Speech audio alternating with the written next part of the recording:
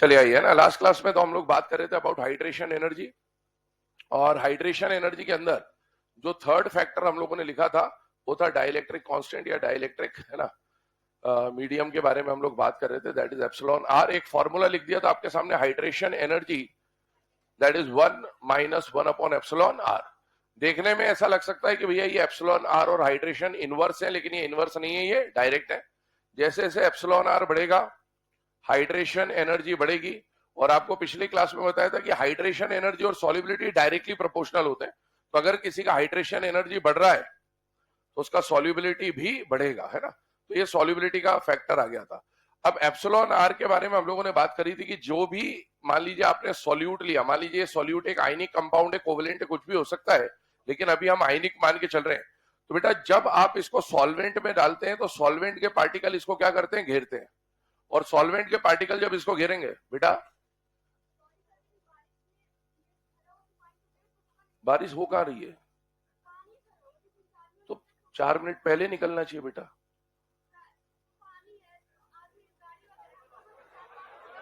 कैसे लेट होगा बेटा, थोड़ा जल्दी निकलिए।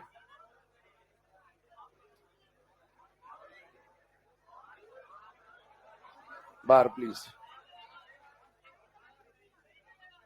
हेलो ओ मैडम प्लीज, आप आधे घंटे वेट करिए, जितनी देर देर से आए ना आप, जैसे 5 मिनट के बाद एंट्री मिलेगी आपको। जितनी देर से आएंगे उतनी देर वेट करेंगे। जितनी देर आप लेट आए ना उतनी देर बाहर वेट करिए, उसके बाद एंट्री मिलेगी। बेटा सबको एक साथ ही एंट्री दूंगा जो लेट आएंगे। 7 बजे एंट्री दूंगा मैं, सारे जो लेट है एक साथ एंट्री दूंगा 7 बजे। 7 बजे तक जो आ जाएगा एक साथ अंदर, उसके बाद सब बाहर, ठीक है। हाँ, ज्यादा देर हो रही हो तो घर भी जा सकते हैं, ठीक है। हाँ चले, इधर ध्यान दीजिएगा ना, हम लोग बात कर रहे हैं यहाँ पर आयनिक कंपाउंड के बारे में। आयनिक कंपाउंड जो होता है ना, उसके ऊपर यहाँ पर पॉजिटिव और यहाँ पर नेगेटिव चार्ज है, ठीक है। अब ध्यान सुनिएगा, आयनिक कंपाउंड में जो इलेक्ट्रोस्टैटिक फोर्स ऑफ अट्रैक्शन होता है, इसको वीक करने का काम कौन करता है, सॉल्वेंट, है ना। जो सॉल्वेंट होता है वो सॉल्वेंट के पार्टिकल इसको क्या कर लेते हैं, सराउंड कर लेते हैं, ठीक है। और सॉल्वेंट के पार्टिकल जब इसको सराउंड करते हैं तो इनके ऊपर मैंने बोला था पार्शियल पॉजिटिव या फिर पार्शियल नेगेटिव चार्ज होता है। तो ये कई सारे पार्शियल नेगेटिव चार्ज जो होते हैं ना, ये सब क्या करते हैं, इस पॉजिटिव चार्ज को न्यूट्रलाइज करने की कोशिश करते हैं।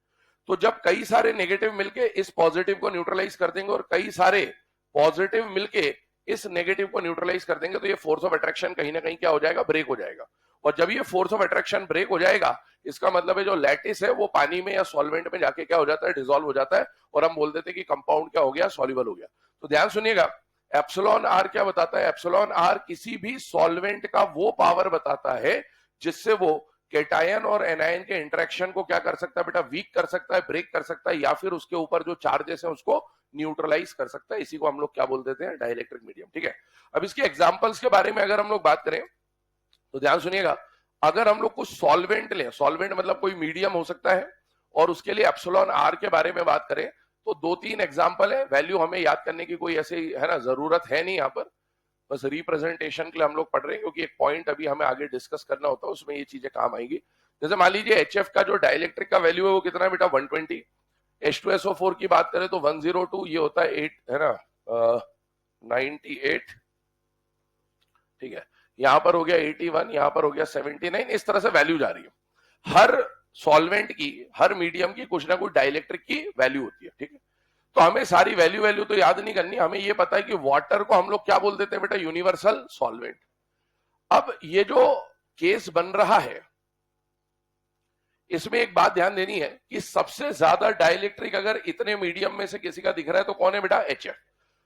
तो इसका मतलब यह हुआ कि जब भी आप किसी सॉल्यूट को HF में डालेंगे तो सॉल्यूट के इस इंटरेक्शन को ब्रेक करने का सबसे ज्यादा पावर या वीक करने का सबसे ज्यादा पावर इनमें से किसके पास है, HF। लेकिन हम HF को यूनिवर्सल सॉल्वेंट नहीं बोलते, जबकि उसके पास पावर सबसे ज्यादा है। इसके बाद अगर हम बात करें तो किसी सॉल्यूट को जब आपने H2SO4 में डाला तो H2SO4 का उस सॉल्यूट के इंटरेक्शन को वीक करने का पावर वाटर से भी ज्यादा है। इसी तरीके से H2O2 का भी पावर वाटर से भी ज्यादा है। लेकिन आप इनको यूनिवर्सल सॉल्वेंट नहीं बोलते, जबकि इनके पास ज्यादा पावर है कि वो कैटायन और एनायन के अट्रैक्शन को क्या कर दे, ब्रेक कर दे। तो एक बात ध्यान रखिएगा, वाटर को यूनिवर्सल सॉल्वेंट इसलिए बोला जाता है कि ये जो स्टार्टिंग वाले ना, ये सारे के सारे किस नेचर के होते हैं, एसिडिक। सॉल्वेंट हम उसको कंसिडर कर रहे हैं जिसमें आप जब किसी सॉल्यूट को डालेंगे तो सॉल्यूट का जो नेचर है वो चेंज नहीं होना चाहिए।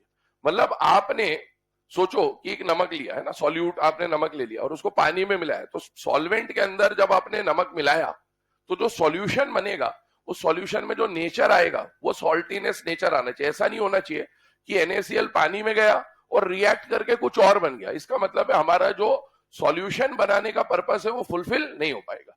तो आप है ना, जब इनके अंदर किसी सॉल्यूट को डालेंगे तो बेसिकली ये कई बार क्या करते हैं, सॉल्यूट के साथ रिएक्शन कर लेते हैं, रिएक्ट कर जाते हैं, और रिएक्ट करके आपने डाला कुछ और बन कुछ और जाएगा, और बन कुछ और जाएगा तो जो सॉल्यूशन बनाना था उसका पर्पस फुलफिल नहीं होगा।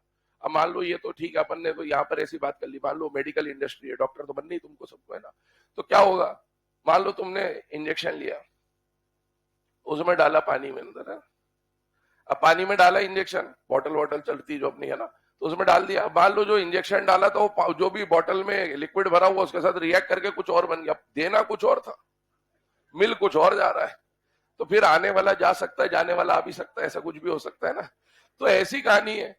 तो यहां पर ध्यान रखिएगा, सॉल्यूट ऐसा होना चाहिए जो सॉल्वेंट में जाने के बाद सॉल्वेंट से रिएक्ट ना करे, अपनी ही प्रॉपर्टी दिखाए। तो बेसिकली वो कारनामा करके कौन सा सॉल्वेंट दिखाएगा, वाटर, क्योंकि न्यूट्रल नेचर का होता है। तो इसमें जब आप किसी सॉल्यूट को डालते हैं तो उसी सॉल्यूट के कैरेक्टरिस्टिक्स आते हैं, उससे रिएक्ट नहीं कर रहा होता।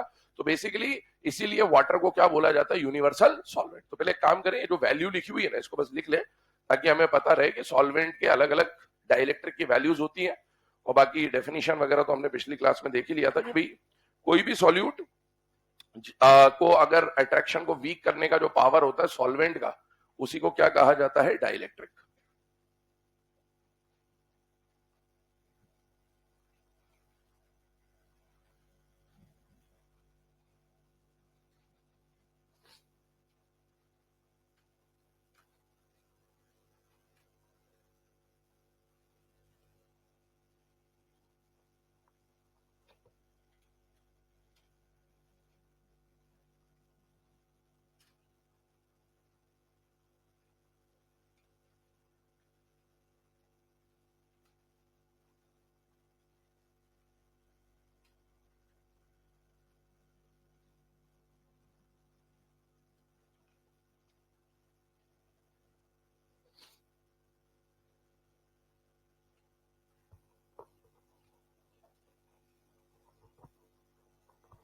चलिए ना, अब ये वैल्यूज लिखने के बाद आगे पॉइंट पर चलते हैं। लास्ट क्लास में हम लोगों ने 2-3 पॉइंट देखे थे। पहला पॉइंट ये देखा था कि बेटा जो सॉल्युबिलिटी होता है that is directly proportional to hydration energy and inversely proportional to lattice energy. और एक दो पॉइंट आपको और लिखाए थे कि भाई मान लीजिए लैटिस एनर्जी और हाइड्रेशन एनर्जी में से लैटिस एनर्जी ज्यादा है तो इनसॉल्युबल, और अगर मान लीजिए लैटिस और हाइड्रेशन में से दोनों इक्वल भी है या हाइड्रेशन ज्यादा है तो क्या हो जाएगा, सॉल्युबल, है ना। ये हमने डिस्कस कर लिया था। अब इसी के ऊपर आगे बात करते हैं। अगली हेडिंग डालिएगा सॉल्युबिलिटी, नेक्स्ट हेडिंग डालिएगा सॉल्युबिलिटी। सॉल्युबिलिटी में 2-3 पॉइंट्स हमें डिस्कस करने। सॉल्युबिलिटी के ब्रैकेट में लिखिएगा like dissolves like, like dissolves like. 2-3 statement बोलते जा रहा हूं, लिखते जाइएगा। पहला point, ionic compounds, ionic compounds bracket में more polar, ionic compounds bracket में more polar dissolve in more polar solvent like water, dissolve in more polar solvent like water, more polar solvent like water। Second point लिखिएगा polar covalent compounds, polar covalent compounds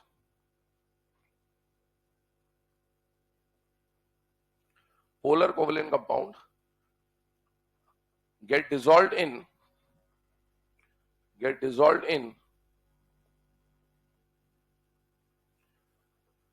less polar solvent get dissolved in less polar solvent like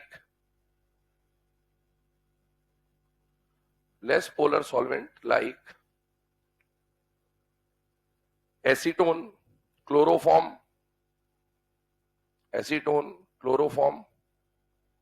alcohol, etc. Acetone, chloroform, alcohol, etc. अगला लिखें, तीसरा point, non-polar covalent compound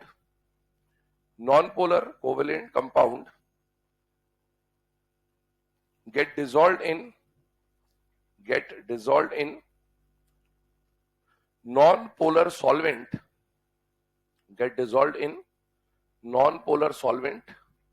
like benzene, carbon tetrachloride CCl4, etc.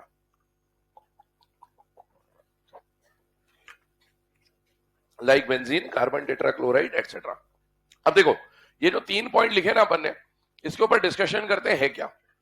सबसे पहली बात, solubility की जब हम बात करते हैं तो एक कॉमन सा डेफिनेशन चलता है, लाइक डिसॉल्व्स लाइक. लाइक का मतलब ये होता है कि जैसा आपने सॉल्यूट लिया है वैसे का वैसा क्या चाहिए बेटा, सॉल्वेंट. ठीक है, ध्यान सुनिएगा. सॉल्यूट और सॉल्वेंट की अगर हम लोग बात करें तो मान लीजिए आपके पास जो सॉल्यूट है वो दो तरह के आएंगे इस चैप्टर के अंदर मेनली. या तो आपके पास कोई आयनिक कंपाउंड आएगा या फिर आपके पास कोई कोवेलेंट कंपाउंड आएगा. ठीक है, जिसमें से आयनिक कंपाउंड को तो आयनिक मान ही लिया. बेटा एक बात बताइए, आयनिक कंपाउंड तो बताइए पोलर होगा कि नॉन पोलर होगा? पोलर ऑब्वियसली, क्योंकि इसके ऊपर तो चार्ज होना ही है, पक्की बात है. कोवेलेंट कंपाउंड जो होते हैं ना, इसको दो कंडीशन में या दो तरह से हम लोग डिवाइड करेंगे कि कोवेलेंट जो होते हैं वो पोलर भी हो सकते हैं और कोवेलेंट जो है वो नॉन पोलर भी हो सकते हैं. अब अगर हम लोग बात करें कोवेलेंट के पोलर और नॉन पोलर होने की, तो अभी जब हम लोग आयनिक के बाद कोवेलेंट बॉन्ड पढ़ेंगे तो एक टॉपिक आएगा डाइपोल मोमेंट. ठीक है ना, वहां पर इसके ऊपर चर्चा होगी कि भैया कौन पोलर होता है कौन नॉन पोलर होता है. बट एक हिंट दे दे रहा हूं, जब आप किसी भी कंपाउंड का, कोवेलेंट कंपाउंड का डाइपोल मोमेंट निकालेंगे आगे जाके, तो डाइपोल मोमेंट की दो तरह की वैल्यू आ सकती है. या तो डाइपोल मोमेंट 0 आएगा या dipole moment not equal to 0 आएगा. दो पॉसिबिलिटी होती है. ठीक है, जिसका डाइपोल मोमेंट 0 आएगा उसे हम बोल देंगे कि वो क्या है, नॉन पोलर. और जिसका डाइपोल मोमेंट 0 आएगा उसे हम लोग क्या बोल देंगे, वो क्या है, पोलर. तो ये अपने को कंडीशन पता होनी चाहिए कि भाई पोलर और नॉन पोलर कैसे डिसाइड करा जाता है. जब भी आप किसी भी सॉल्युबिलिटी की बात करेंगे, चाहे वो फिजिकल हो, आईओसी हो, ओसी हो, और आप बोलते हैं कि पोलर में डिसॉल्व हो गया, ये पोलर है, ये नॉन पोलर है, तो हर सॉल्यूट और हर सॉल्वेंट की पोलैरिटी कि वो पोलर है या नॉन पोलर है उसको डिफाइन करने के लिए हम लोग किसके बारे में बात करेंगे, डाइपोल मोमेंट के बारे में. यहां से चेक किया जाएगा. जैसे फॉर एग्जांपल वाटर, तो वाटर का जब हम डाइपोल मोमेंट पढ़ेंगे तो वो नॉट इक्वल टू 0 आएगा. और वाटर का dipole moment not equal to 0 आने का मतलब ये कैसा हो जाएगा, पोलर. अगर हम कार्बन टेट्राक्लोराइड की बात करेंगे तो उसका डाइपोल मोमेंट कैसा आ जाएगा, 0, तो उसको हम लोग क्या मान लेंगे, नॉन पोलर. बेंजीन की जब बात करेंगे तो यहां पर देखा जाएगा. अमोनिया की बात करेंगे या अल्कोहल की बात करेंगे तो उसको यहां देखा जाएगा. तो जब भी आप किसी सॉल्यूट या सॉल्वेंट को पोलर या नॉन पोलर बोलते हैं तो उस पोलर या नॉन पोलर को पहचानने के पीछे आपको उसका क्या चेक करना होता है, डाइपोल मोमेंट. अगर डाइपोल मोमेंट 0 है तो वो अगर सॉल्यूट है तो नॉन पोलर सॉल्यूट कहला जाएगा. अगर वो सॉल्वेंट है तो नॉन पोलर सॉल्वेंट कहलाएगा. अगर मान लीजिए dipole moment not equal to 0 है और आप सॉल्यूट के बारे में बात कर रहे हैं तो वो पोलर सॉल्यूट कहलाएगा. और अगर मान लीजिए dipole moment not equal to 0 और आप सॉल्वेंट की बात कर रहे हो तो वो पोलर सॉल्वेंट कहलाएगा. तो जब भी हम यहाँ पर पोलर या नॉन पोलर लिखेंगे, इसको चेक कहां से किया जाएगा, तो इसको चेक किया जाएगा कहां से, डाइपोल मोमेंट से. ठीक है, फिलहाल के लिए मान के चलें कि भाई जिसको पोलर बोला जा रहा है, नॉन पोलर बोला जा रहा है, वो ऐसा होता है, वो डाइपोल मोमेंट में आ जाएगी चीजें. खैर, आयनिक कंपाउंड क्या इसके ऊपर चार्ज है या नहीं है, तो ये कैसा हो गया, पोलर. ध्यान सुनिएगा, कोवेलेंट कंपाउंड को दो कैटेगरी में डिवाइड किया जाएगा, जिनका डाइपोल मोमेंट 0 है और जिनका dipole moment not equal to 0 है. तो जिनका dipole moment not equal to 0 है, ऐसे कोवेलेंट कंपाउंड क्या कहलाएंगे, पोलर कोवेलेंट कंपाउंड या सॉल्यूट. और ऐसे नॉन पोलर वाले जो कंपाउंड होंगे उनको हम लोग बोल देंगे नॉन पोलर कोवेलेंट कंपाउंड या फिर सॉल्यूट. अब अगला पॉइंट क्या बोला, लाइक डिसॉल्व्स लाइक. मतलब जैसा आपने सॉल्यूट लिया है वैसा ही आपको क्या लेना पड़ेगा, सॉल्वेंट, है ना. तो जब सॉल्यूट आपने पोलर लिया तो सॉल्वेंट भी कैसा होना चाहिए, पोलर. ध्यान से देखिएगा, यहां पर पोलर है तो यहां भी पोलर होना चाहिए, पहली बात. ये पोलर है या नॉन पोलर है? पोलर। तो यहां पर भी सॉल्वेंट कैसा होना चाहिए? पोलर। और ये कैसा है बेटा? Non polar. तो सॉल्वेंट भी कैसा होना चाहिए? Non polar. ये मतलब होता है लाइक डिजॉल्व लाइक का, कि जैसा सॉल्यूट वैसा ही सॉल्वेंट। लेकिन नॉन पोलर तो एक ही बार आ रहा है, लेकिन पोलर दो जगह देखने को मिल रहा है आपको। अब इन पोलर में भी हम लोग थोड़ा सा आगे डिफाइन करते हैं कि कौन ज्यादा पोलर है और कौन कम पोलर है।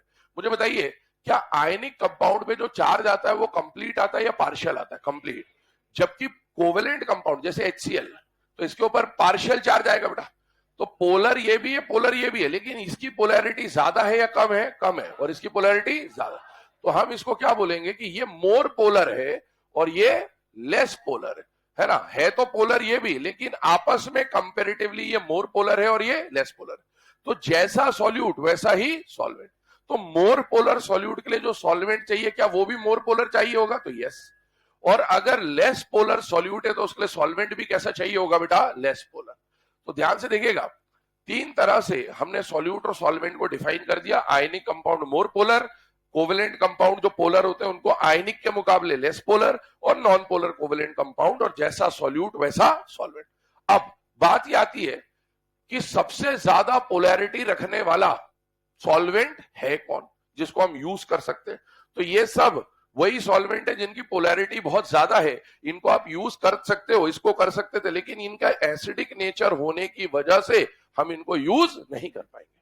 तो सबसे ज्यादा पोलैरिटी वाला जो सॉल्वेंट हम यूज कर पाते हैं वो कौन होता है बेटा? वाटर। और इसीलिए आयनिक कंपाउंड को डिसॉल्व करने के लिए जो बेस्ट सुटेबल सॉल्वेंट होगा वो कौन हो जाएगा? वाटर।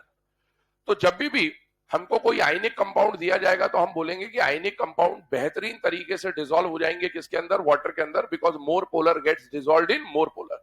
आगे आइए, कोवेलेंट कंपाउंड जो होते हैं ना, covalent compound generally organic solvents में डिसॉल्व होते हैं। किसके अंदर डिसॉल्व होते हैं बेटा? ऑर्गेनिक सॉल्वेंट, है ना। इनकी सॉल्युबिलिटी में ज्यादा हमें डिस्कस करना भी नहीं होता है। ऑर्गेनिक केमिस्ट्री जब आप पढ़ते हैं तो वहां प्रोटिक, ए प्रोटिक, पोलर प्रोटिक, वो सब चीजें आती है, तो उसमें ये बात चलती है। पर खैर, जो कोवेलेंट कंपाउंड होते हैं उनकी ज्यादा सॉल्युबिलिटी किसके अंदर देखी जाती है? वाटर के अंदर या ऑर्गेनिक सॉल्वेंट के अंदर? ऑर्गेनिक सॉल्वेंट के अंदर। अब ऑर्गेनिक सॉल्वेंट में भी हमें देखना है कि कौन से पोलर है और कौन से नॉन पोलर है। तो ध्यान सुनिएगा, ये जो हमने डाइलेक्ट्रिक की वैल्यू लिखी थी ना 81, 79, इसके आगे भी दुनिया भर में तमाम सॉल्वेंट होते हैं, और वो जो तमाम सॉल्वेंट होते हैं उनके भी सबकी कोई ना कोई डाइलेक्ट्रिक की वैल्यू होगी। हम सारी वैल्यू लिख नहीं सकते, याद नहीं कर सकते। तो यहां पर बहुत सारी वैल्यू होंगी, और यहां पर आने वाले जो इसके बाद वाले सॉल्वेंट होंगे ना, वो जनरली ऑर्गेनिक सॉल्वेंट होते हैं, जैसे एसीटोन, क्लोरोफॉर्म, बेंजीन, वेंजीन, ये सब आते हैं। तो ध्यान से देखिएगा कि भैया जो पोलर कोवेलेंट कंपाउंड है इनको ऑर्गेनिक सॉल्वेंट में डिसॉल्व किया जाएगा, और वो वाले ऑर्गेनिक सॉल्वेंट जो कैसे होंगे? पोलर होंगे। तो पोलर ऑर्गेनिक सॉल्वेंट में अगर हम लोग बात करें तो कौन आ जाता है? अल्कोहल आ गया, या फिर एसीटोन आ गया, या फिर क्लोरोफॉर्म आ गया। ये सब पोलर ऑर्गेनिक सॉल्वेंट हैं जिनके अंदर इन्हें डिसॉल्व किया जाएगा। और जो नॉन पोलर कोवेलेंट सॉल्यूट होंगे इनको नॉन पोलर सॉल्वेंट में डिसॉल्व किया जाएगा। और नॉन पोलर सॉल्वेंट कहने का मतलब है कार्बन टेट्राक्लोराइड या फिर बेंजीन टाइप के जो सॉल्वेंट हैं वहां पर इनको डिसॉल्व किया जाएगा। तो बेसिकली ये मतलब होता है लाइक डिसॉल्व लाइक का, कि जैसा सॉल्यूट वैसा ही क्या लेना है? सॉल्वेंट। आयनिक कंपाउंड सॉल्युबल किस में होगा? वाटर में। कोवेलेंट कंपाउंड सॉल्युबल किस में होंगे? ऑर्गेनिक सॉल्वेंट में। उसमें भी अगर लेस पोलर है तो पोलर वाले में डिसॉल्व कर देना, नॉन पोलर है तो नॉन पोलर वाले में डिसॉल्व कर देना। ये हमने स्टेटमेंट के फॉर्म में लिख लिया है। अब हमें फिलहाल में हमारे टॉपिक के अंदर मेनली जो सॉल्युबिलिटी पढ़नी है वो किसकी पढ़नी है? आयनिक कंपाउंड्स की। तो आयनिक कंपाउंड के लिए बेस्ट सुटेबल सॉल्वेंट कौन हो जाएगा? वाटर। तो आइए अब इसी के ऊपर हम लोग डिस्कशन करेंगे, क्योंकि हमें लैटिस एनर्जी और हाइड्रेशन एनर्जी की बात करनी, तो वाटर मतलब हाइड्रेशन एनर्जी पे बात हो रही होगी। पहले एक काम करें, यहां पर एक क्वेश्चन दे रहा हूं मैं आपको, लिखेगा given below are the values of lattice energy and hydration energy. Given below are the values of lattice energy and hydration energy of two ionic compounds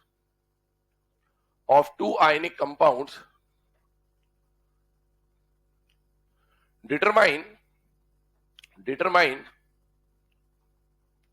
which is soluble / insoluble, determine which is soluble oblique insoluble.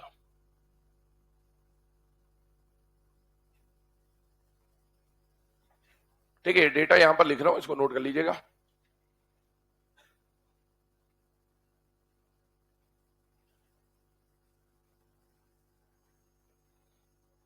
चलिए ना, तो यहां पर discussion करें। आपके पास दो compound आ गए। पहला कंपाउंड कौन सा आ गया बेटा, AB, और दूसरा कंपाउंड कौन सा आ गया, XY।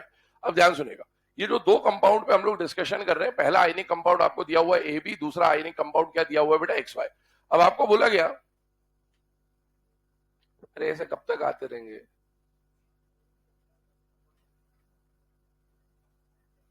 कब से वेट कर रहे, भेज दो एक साथ 7 बजे एक बार एक साथ भेज दिया करो, उसके बाद किसी को नहीं, उसके बाद घर भेज दिया करो, जल्दी आया करो बेटा थोड़ा सा।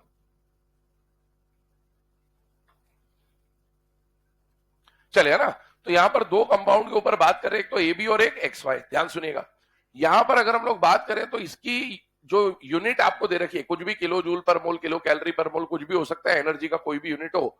अब देखिए, AB का जो लैटिस एनर्जी आपको दे रखा है ना, वो कितना दे रखा है बेटा, 100। और XY का जो लैटिस एनर्जी आपको दे रखा है, वो कितना दे रखा है, 500। अब याद करिएगा, हम लोग इनके हाइड्रेशन एनर्जी की भी वैल्यू आपको दे रखी है। कल हमने एक बात बोली थी कि लैटिस एनर्जी और हाइड्रेशन एनर्जी में से इसके लिए कौन सी एनर्जी ज्यादा है बेटा, हाइड्रेशन। और अगर हाइड्रेशन एनर्जी ज्यादा है तो बताइए लैटिस टूट जाएगा कि नहीं टूट जाएगा, टूट जाएगा। और अगर लैटिस टूट जाएगा तो बताइए सॉल्युबल या इनसॉल्युबल, सॉल्युबल।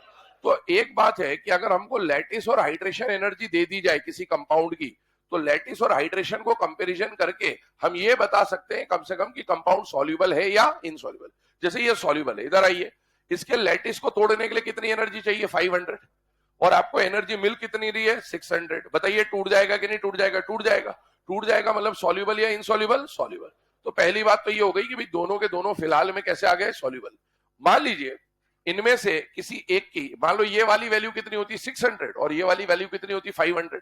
तो अगर ये 500 होता और ये 600 होता तो लैटिस टूट पाता क्या, नहीं। और लैटिस नहीं टूट पाता तो क्या हो जाता, इनसॉल्युबल। दूसरी बात, अभी फिलहाल में दोनों सॉल्युबल है। क्यों सॉल्युबल है, because hydration energy is more than lattice energy.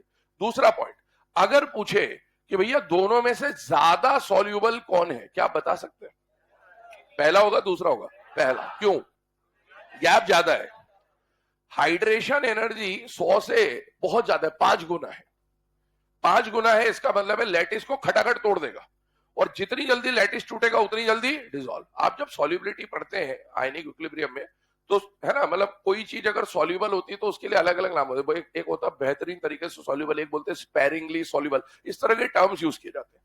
तो स्पेरिंगली सॉल्युबल होने का मतलब क्या होता है कि लैटिस टूट तो रहा है लेकिन धीरे धीरे धीरे धीरे धीरे धीरे टूट रहा है, क्योंकि जितनी, जैसे मान लो 500 चाहिए और 500 ही एनर्जी दी, 501 2 एनर्जी दी, तो लैटिस टूटेगा जरूर लेकिन बहुत आहिस्ते आहिस्ते टूटेगा। लेकिन यहां पर लैटिस खटाखट टूट जाएगा, जितनी जल्दी लैटिस टूटेगा उतना ज्यादा क्या हो जाएगा, सॉल्युबल। तो अगर दोनों की सॉल्युबिलिटी कंपेयर करनी हो तो क्या हम ये बोल सकते हैं कि AB is more soluble than XY। पर ये सब आप क्यों बता पाए, क्योंकि आपको लैटिस और हाइड्रेशन का वैल्यू गिवन था। मान लो एग्जाम में आपको कंपाउंड दे दिया AB और XY और बोला गया इनकी सॉल्युबिलिटी बताओ, और ना आपको लैटिस का वैल्यू दे रखा है ना आपको हाइड्रेशन का वैल्यू दे रखा है, सॉल्व कर पाएंगे क्या, नहीं। अब या तो पता ही हो पहले से कि यही आंसर है, पेपर पहले मिल गया हो तो, है ना, फिर बात अलग है। तो ये तभी हो सकता है जब अपने को पहले से आंसर पता हो। तो होता क्या है, ध्यान सुनना, एग्जाम में ये जो वैल्यू अभी आपको दी गई है इसको देखकर तो आप आराम से सॉल्व कर लोगे, लेकिन एग्जाम में अनफॉर्चुनेटली ऐसा होता नहीं है, आपको वैल्यू देता नहीं है और आपको डायरेक्ट क्वेश्चन दे देता है। यहां पर लिख देगा NaCl, वहां पर लिख देगा कुछ और बोल देगा इनकी सॉल्युबिलिटी को क्या करो, कंपेयर करो। अगर वैल्यू दे दे तो सॉल्व कर पाएंगे कि नहीं कर पाएंगे, कर पाएंगे। लेकिन अब वैल्यू ना दे तो हमें क्या करना है, तो उसके लिए अब हम लोग सॉल्युबिलिटी में कुछ जुगाड़ सीखते हैं कि मान लीजिए आपको अगर वैल्यू ही ना दी हो और सीधे सीधे कंपाउंड दे दे और बोले कि इनकी सॉल्युबिलिटी कंपेयर करके बताओ, तो हमारे पास वैल्यू नहीं है। तो कोई हथियार ऐसा होना चाहिए कि भाई एग्जाम में हम क्वेश्चन अटेम्प्ट कर पाए। तो आइए अब उसी के ऊपर बात करेंगे। सबसे पहले केस 1 के ऊपर बात करते हैं। 2 केसेस बनेंगे, ऐसे केस जहां पर लैटिस एनर्जी डोमिनेट करती है और ऐसे केस जहां पर हाइड्रेशन एनर्जी डोमिनेट करती है। हेडिंग डालिएगा केस 1। अच्छा, इस पॉइंट पे जाने से पहले मैं आपको थोड़ा सा इसका हिंट दे दूं कि अपन करने क्या वाले, ताकि दिमाग में पिक्चर एकदम क्लियर रहे। मान लीजिए मैंने आपको एक कंपाउंड दिया NaF और मान लीजिए मैंने कंपाउंड दिया NaCl, ठीक है, 2 आयनिक कंपाउंड आपको दे दिए गए। अब मान लो इनका लैटिस और हाइड्रेशन लिख के दे देता तो आप फटाफट सॉल्व कर लेते, लेकिन अब मान लीजिए इसका लैटिस और हाइड्रेशन दिया ही नहीं, पर मुझे एक बात तो जरूर मालूम है कि solubility directly proportional to hydration energy inversely proportional to lattice energy. बहुत ध्यान से सुनना है ना, solubility directly proportional to hydration energy inversely proportional to lattice energy, हमको ये पता है। आइए हम लोग अगर लैटिस एनर्जी का ऑर्डर बना लें तो क्या सॉल्युबिलिटी का ऑर्डर मिल जाएगा, या फिर हम हाइड्रेशन और लैटिस में से किसी का भी ऑर्डर बना ले तो हमें सॉल्युबिलिटी मिल जाता है। ठीक है, ध्यान सुनिएगा। मान लीजिए इनके लिए मैंने लैटिस एनर्जी का ऑर्डर बनाया, हमने दोनों टॉपिक पढ़ लिए, लैटिस एनर्जी और हाइड्रेशन एनर्जी। चाहे लैटिस एनर्जी हो चाहे हाइड्रेशन एनर्जी हो, मैंने आपको बोला था दोनों के फैक्टर वही है, energy directly proportional to charge and inversely proportional to radius. Physics में इलेक्ट्रोस्टैटिक्स से भी कंपेयर कराया था। मुझे बताइए अगर पहला डोमिनेटिंग फैक्टर चार्ज होता है या रेडियस होता है? चार्ज। तो पहले अपन ने चार्ज को देखा। अब मुझे बताइए इनका चार्ज सेम है या अलग अलग है? सेम है, तो चार्ज से तो कुछ पता नहीं चलेगा। अच्छा, चार्ज अगर कांस्टेंट है तो बताइए energy directly proportional to charge and inversely proportional to radius. क्या इधर से इधर जाने पर रेडियस बढ़ रहा है बेटा? हाँ, और रेडियस बढ़ेगा तो एनर्जी कम, इसका मतलब इसकी लैटिस एनर्जी ज्यादा। और जो ऑर्डर लैटिस एनर्जी का बढ़ेगा वही ऑर्डर हाइड्रेशन एनर्जी का भी बनेगा, क्योंकि दोनों का जो फैक्टर होता है वो सेम होता है। ऑर्डर सेम बनेगा, वैल्यू अलग अलग होती है। पिछली बार वो आर वाला रिलेशन एक बताया था ना। तो ऑर्डर सेम बनेगा लेकिन रिलेशन जो है उसके हिसाब से आप देखें तो वैल्यू अलग अलग आती है। अब देखो अगर ये ऑर्डर आ गया लैटिस का, तो लैटिस के हिसाब से मैं सॉल्युबिलिटी सॉल्व करना चाहता हूं। ध्यान से देखिएगा, लैटिस एनर्जी ज्यादा तो सॉल्युबिलिटी कम। तो मुझे बताइए जिसका लैटिस एनर्जी ज्यादा है उसका सॉल्युबिलिटी कम होना चाहिए। मतलब यहां से अभी आपको देखने को ऐसा मिलेगा कि NaF और NaCl में से लैटिस एनर्जी के फैक्टर को लगा के अगर मैं सॉल्व करता हूं तो सॉल्युबिलिटी किसकी ज्यादा आ रही है? NaCl। अच्छा मुझे बताइए अगर आप हाइड्रेशन एनर्जी और सॉल्युबिलिटी को कंपेयर करते हैं तो क्या हाइड्रेशन एनर्जी और सॉल्युबिलिटी डायरेक्ट है या इनवर्स है? डायरेक्ट है। मतलब अगर किसी का हाइड्रेशन एनर्जी ज्यादा तो उसकी सॉल्युबिलिटी भी ज्यादा। अब मुझे बताइए हाइड्रेशन एनर्जी किसकी ज्यादा है? NaF की। तो जिसकी हाइड्रेशन एनर्जी ज्यादा उसकी सॉल्युबिलिटी भी ज्यादा, तो आपको NaF की सॉल्युबिलिटी क्या देखने को मिलेगी? ज्यादा NaCl से। अब दोनों के रिलेशन देख लो, आप कभी आंसर तक पहुंच ही नहीं पाओगे। क्यों? क्योंकि आप लैटिस के हिसाब से इसको मोर सॉल्युबल मान लोगे और हाइड्रेशन के हिसाब से इसको मोर सॉल्युबल मान लोगे, और हमेशा यही होगा, हर क्वेश्चन में यही होगा। क्यों होगा? क्योंकि फैक्टर तो दोनों के सेम है, तो इन दोनों का ऑर्डर तो सेम ही आएगा, और सॉल्युबिलिटी एक के इनवर्स है और एक के डायरेक्ट है। तो आप हमेशा इस जगह जाके अटक जाएंगे। अगर आपको वैल्यू नहीं दी है तो आप हमेशा यहीं फंसोगे। अब अगर अपन यहां फंस गए, अब एग्जाम में क्वेश्चन आया तो अपन वहां थोड़ी बोल सकते कि साहब ये तो दोनों जगह दोनों ही आंसर आ रहे, कोई भी टिक करके आ जाओ, ऐसा नहीं होगा। तो अपने को तो एक सॉल्व करना है। तो अब अपने को जुगाड़ में ये सीखना है कि अपन इन दोनों फैक्टर को एक साथ तो नहीं लगा सकते कभी भी, क्योंकि हमको वैल्यू नहीं पता है। दोनों को अगर एक साथ लगाएंगे तो हमेशा डेड एंड आ जाएगा, अपन आंसर तक नहीं पहुंच पाएंगे। तो अपने को क्या करना है कि अपने को कब लैटिस एनर्जी से सॉल्युबिलिटी को चेक करना है और कब हाइड्रेशन एनर्जी से सॉल्युबिलिटी को चेक करना है। हमें पहले वो जुगाड़ सीखना है कि कब लैटिस से सॉल्व करना है और कब हाइड्रेशन। जब लैटिस से सॉल्व करेंगे तो हाइड्रेशन को भूल जाना है, क्योंकि उसको लगाओगे तो फिर आंसर उल्टा हो जाएगा। और जब हाइड्रेशन से सॉल्व करेंगे तो लैटिस को भूल जाना है। तो कब लैटिस लगाएं और कब हाइड्रेशन लगाएं उसके बारे में थोड़ा सा बता रहा हूं, लिखाऊंगा थोड़ी देर के बाद, सुन लीजिए। हमें कंपाउंड्स में क्या देखना होगा? Common ion.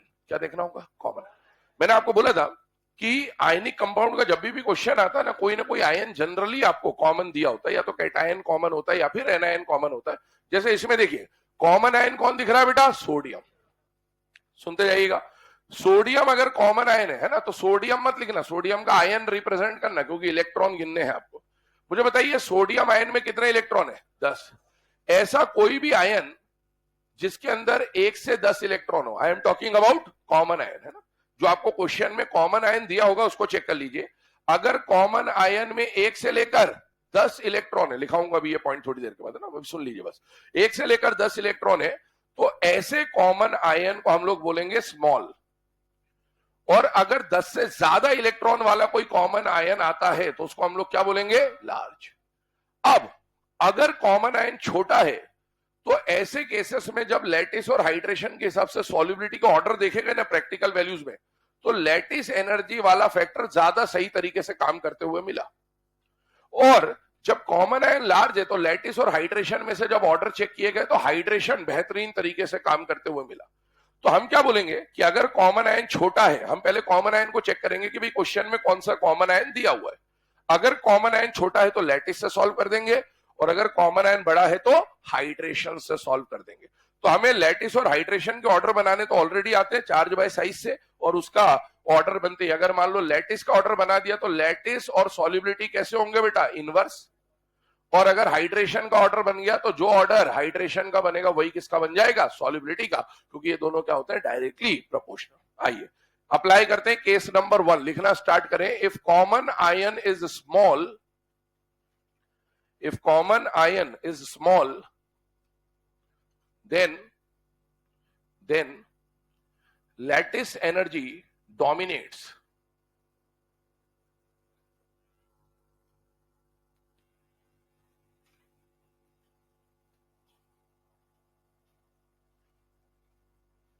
If common ion is small, then lattice energy dominates. इसका मतलब ये हुआ कि अगर कॉमन आयन छोटा है तो हमें लैटिस और हाइड्रेशन में से किससे सॉल्व करना है बेटा, लैटिस एनर्जी से। इधर ध्यान दीजिएगा 2 मिनट के लिए। आप देखो NaF, NaCl, NaBr और NaI आपको दिया गया और आपको बोला गया सॉल्युबिलिटी का क्वेश्चन है, चेक करिए। अब मुझे एक बात बताओ, इस कंपाउंड, मैंने बोला था आयनिक कंपाउंड को हमेशा नाम से सॉल्व करना है। नाम बताइए इसका क्या है, सोडियम फ्लोराइड। इसका अब नाम लेने में हमको हर जगह सोडियम सोडियम सोडियम सोडियम तो सुनाई दे ही रहा है, मतलब इन सब में कॉमन आयन कौन हो गया, सोडियम। तो आइए अभी ध्यान दीजिएगा, सबसे पहले यहां पर जो कॉमन आयन हमें मिल रहा है वो कौन है बेटा, सोडियम आयन है ना। Na मत ले लेना क्योंकि Na में 11 इलेक्ट्रॉन होते हैं और Na प्लस में 10 होते हैं, इलेक्ट्रॉन से चेक करना है। तो सोडियम आयन ले लिया आपने। मुझे बताइए इसमें 10 तक इलेक्ट्रॉन है या 10 से ज्यादा है बेटा, 10 तक है ना। इसका मतलब है इसको क्या माना जाएगा, स्मॉल। और अगर कॉमन आयन स्मॉल है तो क्या डोमिनेट करता है बेटा, लैटिस एनर्जी से सॉल्व करना होगा आपको। तो हमने लिख दिया लैटिस एनर्जी डोमिनेट्स। अब मुझे बताओ, क्या इन सब के लिए हम लोग लैटिस एनर्जी का ऑर्डर बना सकते हैं क्या? लैटिस एनर्जी के लिए बताइए कौन सा फैक्टर देखना होता है, चार्ज या फिर साइज। अब मुझे बताओ, अगर कॉमन आयन स्मॉल है और हम लैटिस एनर्जी से सॉल्व करना चाहते हैं तो बताइए लेफ्ट टू राइट जाने पर सबसे पहले चार्ज को देखें तो चार्ज क्या हो गया बेटा, सेम। चार्ज कैसे सेम हो गया, तो +1 -1 +1 -1 +1 -1 और +1 -1, charge same.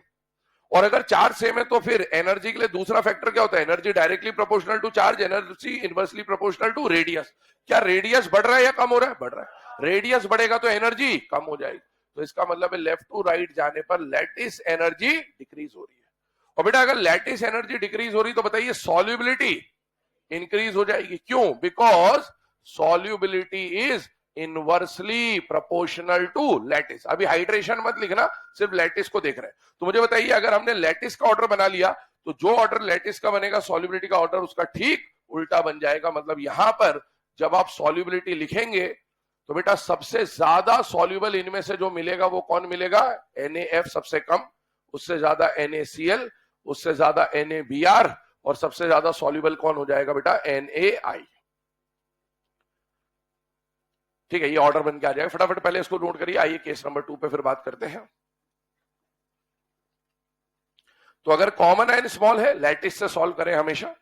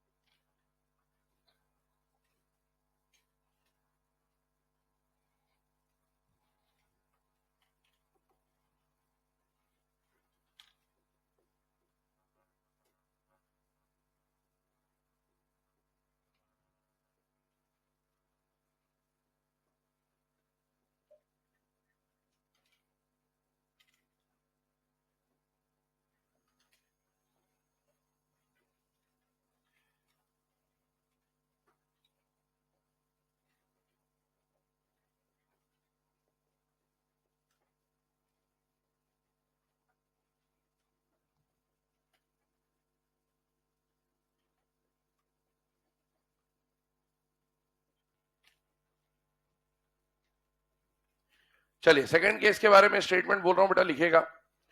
If common ion is large if common ion is large, then hydration energy dominates. If common ion is large, then hydration energy dominates. ध्यान सुनिएगा ना, यहां पर अगर हम लोग केस नंबर 2 की बात करें बेटा, तो हम यहां पर क्या बोल रहे हैं कि अगर कॉमन आयन लार्ज हुआ तो हम लोग किससे सॉल्व करेंगे? हाइड्रेशन एनर्जी से. आइए चेक करते हैं. ये जो क्वेश्चन अभी आपके सामने लिखा है ना, सेकंड नंबर का, अगर सॉल्युबिलिटी का क्वेश्चन आएगा तो इसके आने की प्रोबेबिलिटी 99% होती है. 1% कोई दूसरा क्वेश्चन आ सकता है. तो अगर आपको सॉल्युबिलिटी पढ़ के जाना है ना, अभी हम लोग सॉल्युबिलिटी के और भी क्वेश्चन सॉल्व करेंगे, लेकिन अगर आपको सॉल्युबिलिटी पढ़ के जाना है और ऐसी कंडीशन आ जाए लास्ट में कि आपको कुछ भी याद नहीं और सॉल्युबिलिटी में से एक चीज याद करके जानी है, तो आप इस ऑर्डर को याद करके जाएंगे. क्योंकि आप प्रीवियस ईयर का कोई भी पेपर उठा ले, आपको अगर 10 बार क्वेश्चन दिखेगा तो 10 में से 9 बार आप इस क्वेश्चन को पाएंगे ना. तो ये ग्रुप 2 के जो सल्फेट का ऑर्डर है, ये बहुत ज्यादा इंपॉर्टेंट है. रिसेंटली भी लगातार पूछा जा रहा है, मेंस वेंस में भी पूछा जा रहा है.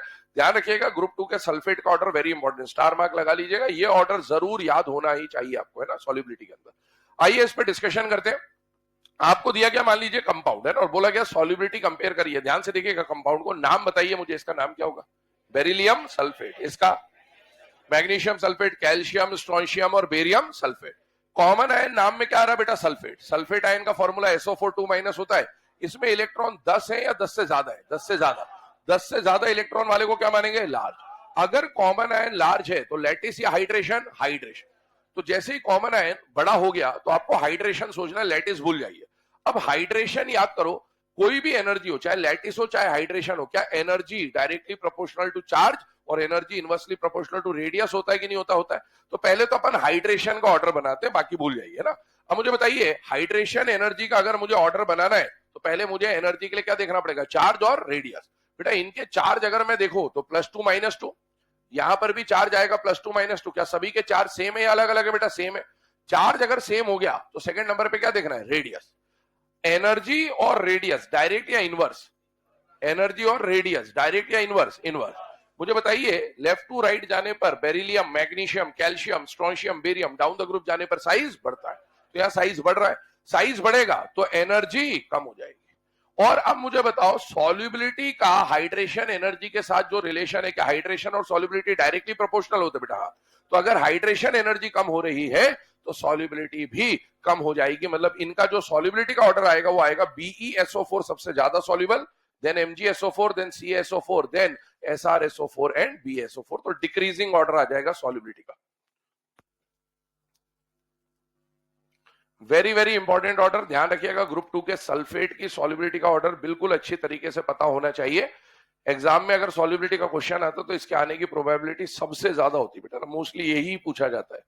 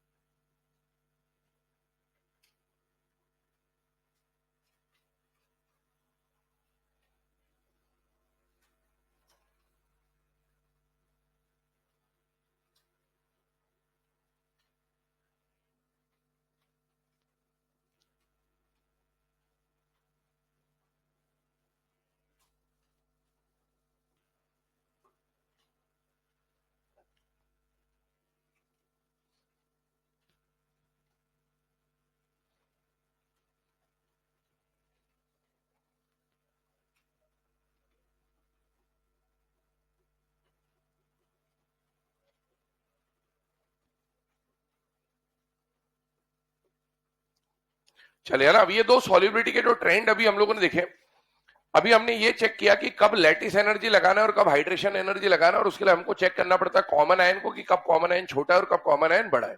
और मैंने आपको ऑलरेडी बोला कि कॉमन आयन छोटा है या बड़ा है उसको पहचानने के लिए आपको क्या देखना पड़ता है बेटा? Number of electron.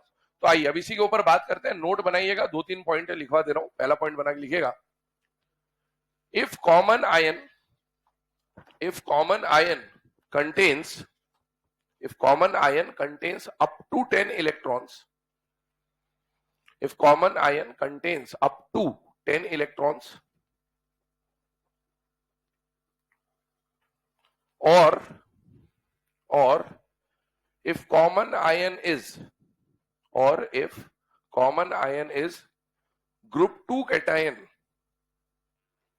और if common ion is group 2 cation, group 2 cation कहने का मतलब बेरिलियम, मैग्नीशियम, कैल्शियम, स्ट्रोंशियम या बेरियम, इनमें से कोई भी कॉमन आयन हो, कॉमन होना चाहिए, ध्यान रखिएगा ना। जैसे इधर देखिए इस क्वेश्चन में, यहाँ कॉमन आयन कौन है?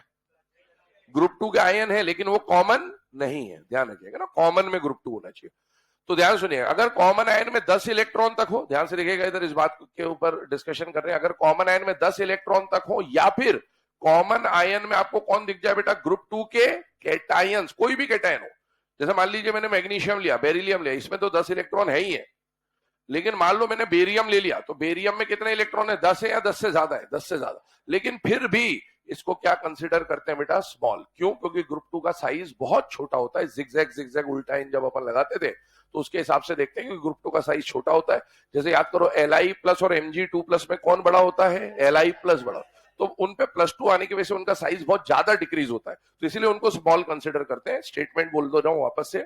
Point number 1, if common ion contains up to 10 electrons or if the common ion is group 2 cation, then they are considered to be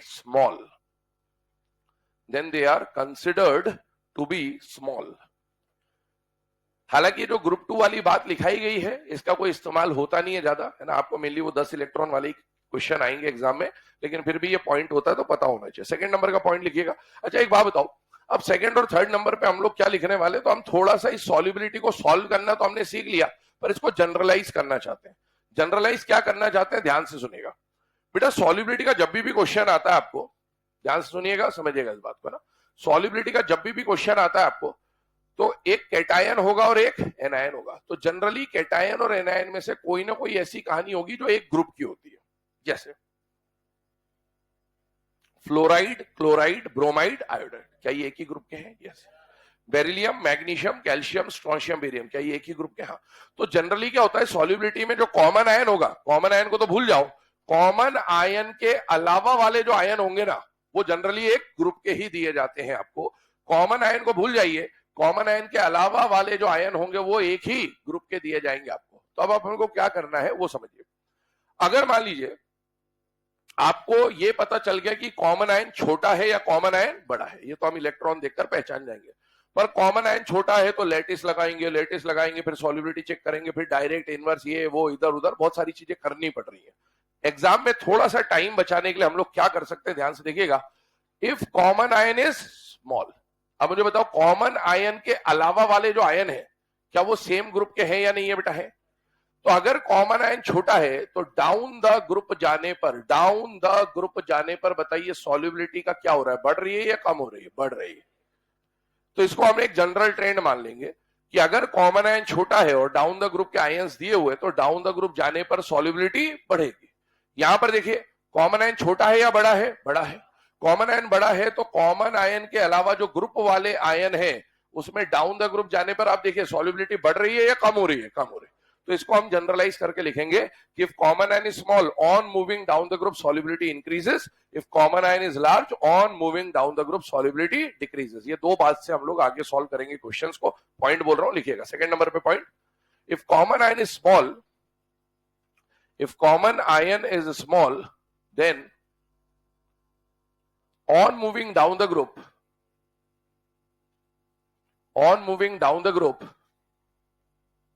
solubility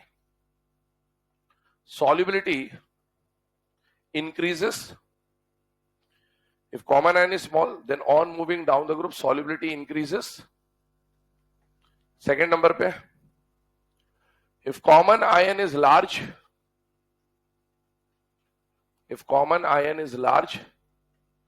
then on moving down the group solubility decreases.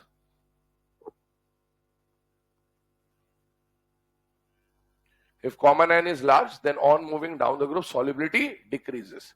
अब यहां पर मैं कुछ question आपको दे रहा हूं solve करने के लिए। इन्हीं दोनों फैक्टर्स को आप देखिए, पहचानिए कॉमन आयन कौन है, कॉमन आयन छोटा है बड़ा है, और उसके अकॉर्डिंगली आप इनके सॉल्युबिलिटी का ऑर्डर बनाइए फटाफट। 2-3 मिनट का समय दे रहा हूं, एक बार ट्राई कर लीजिए, फिर डिस्कस करते हैं इनको।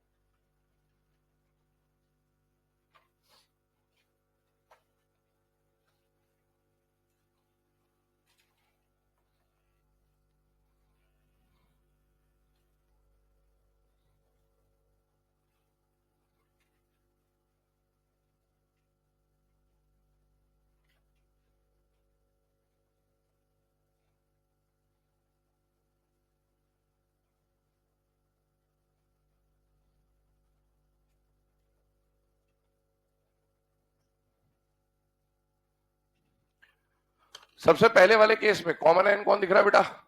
OH। OH को क्या बोलते हैं? हाँ, OH थोड़ी बोलते हैं, आयन को जो नाम बताओ क्या होता है? हाइड्रोक्साइड।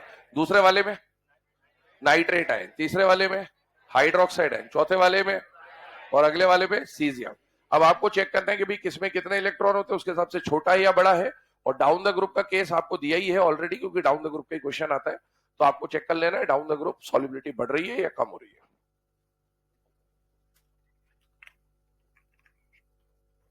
सॉल्व करते करते पॉइंट को 2-3 बार माइंड में रिवाइज करते रहे कि if common ion is small, on moving down the group solubility increases.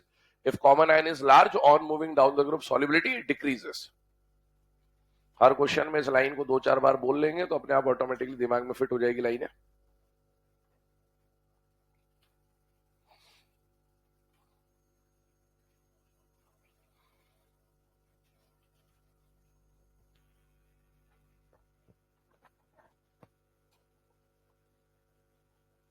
क्या हो गया भाई?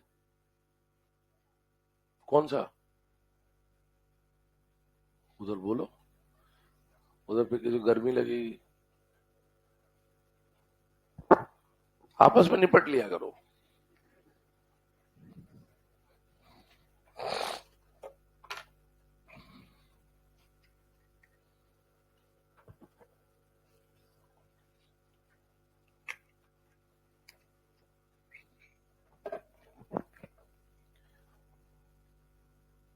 थोड़ा इसकी आवाज में भी क्वेश्चन सॉल्व करने की प्रैक्टिस करिए।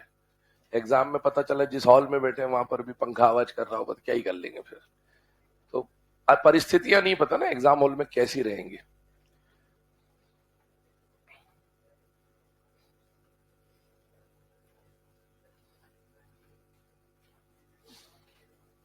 हो गया सॉल्व?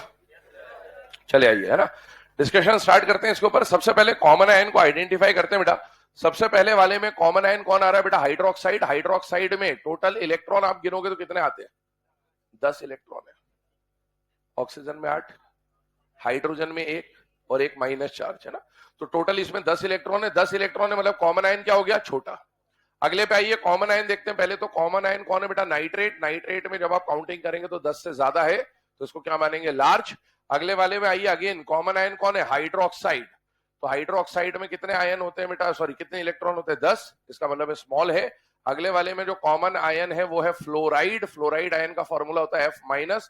इसमें भी 10 इलेक्ट्रॉन ही है तो ये भी स्मॉल है। अगले वाले में कॉमन आयन कौन आ रहा है बेटा? सीजियम। सीजियम में 10 से ज्यादा इलेक्ट्रॉन है तो इसको क्या मानेंगे? लार्ज। देखिए अब आगे बढ़ते हैं।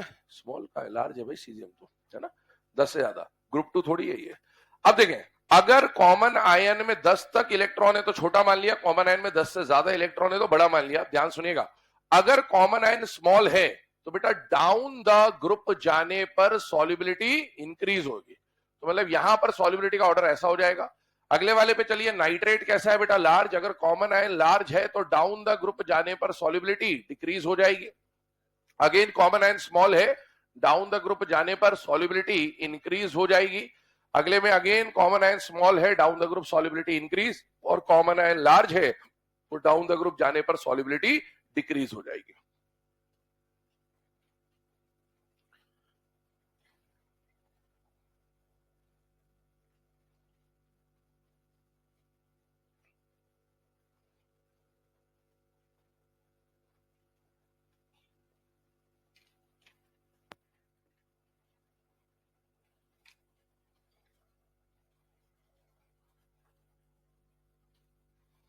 एक केस और लिखा हुआ है आपके सामने, इसको भी ट्राई कर लीजिए। कॉमन आयन इसमें कौन दिख रहा है बेटा? ऑक्साइड।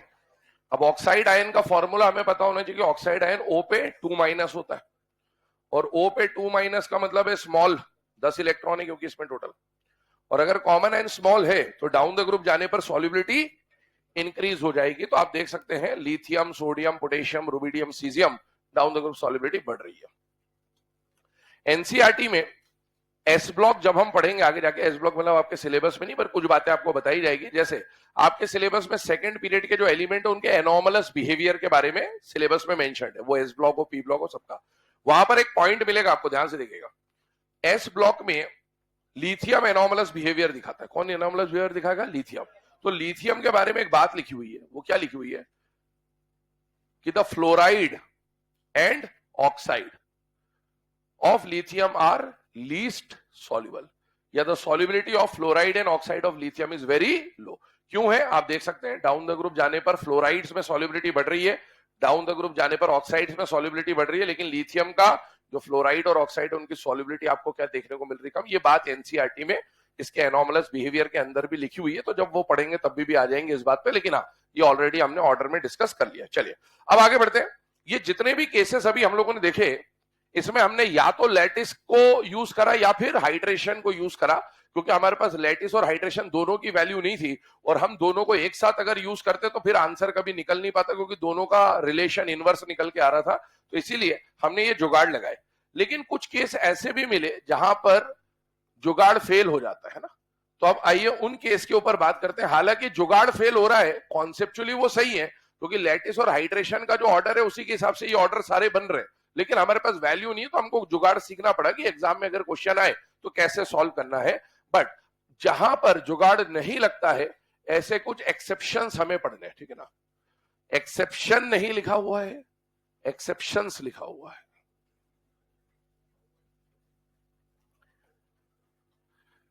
बहुवचन है ना।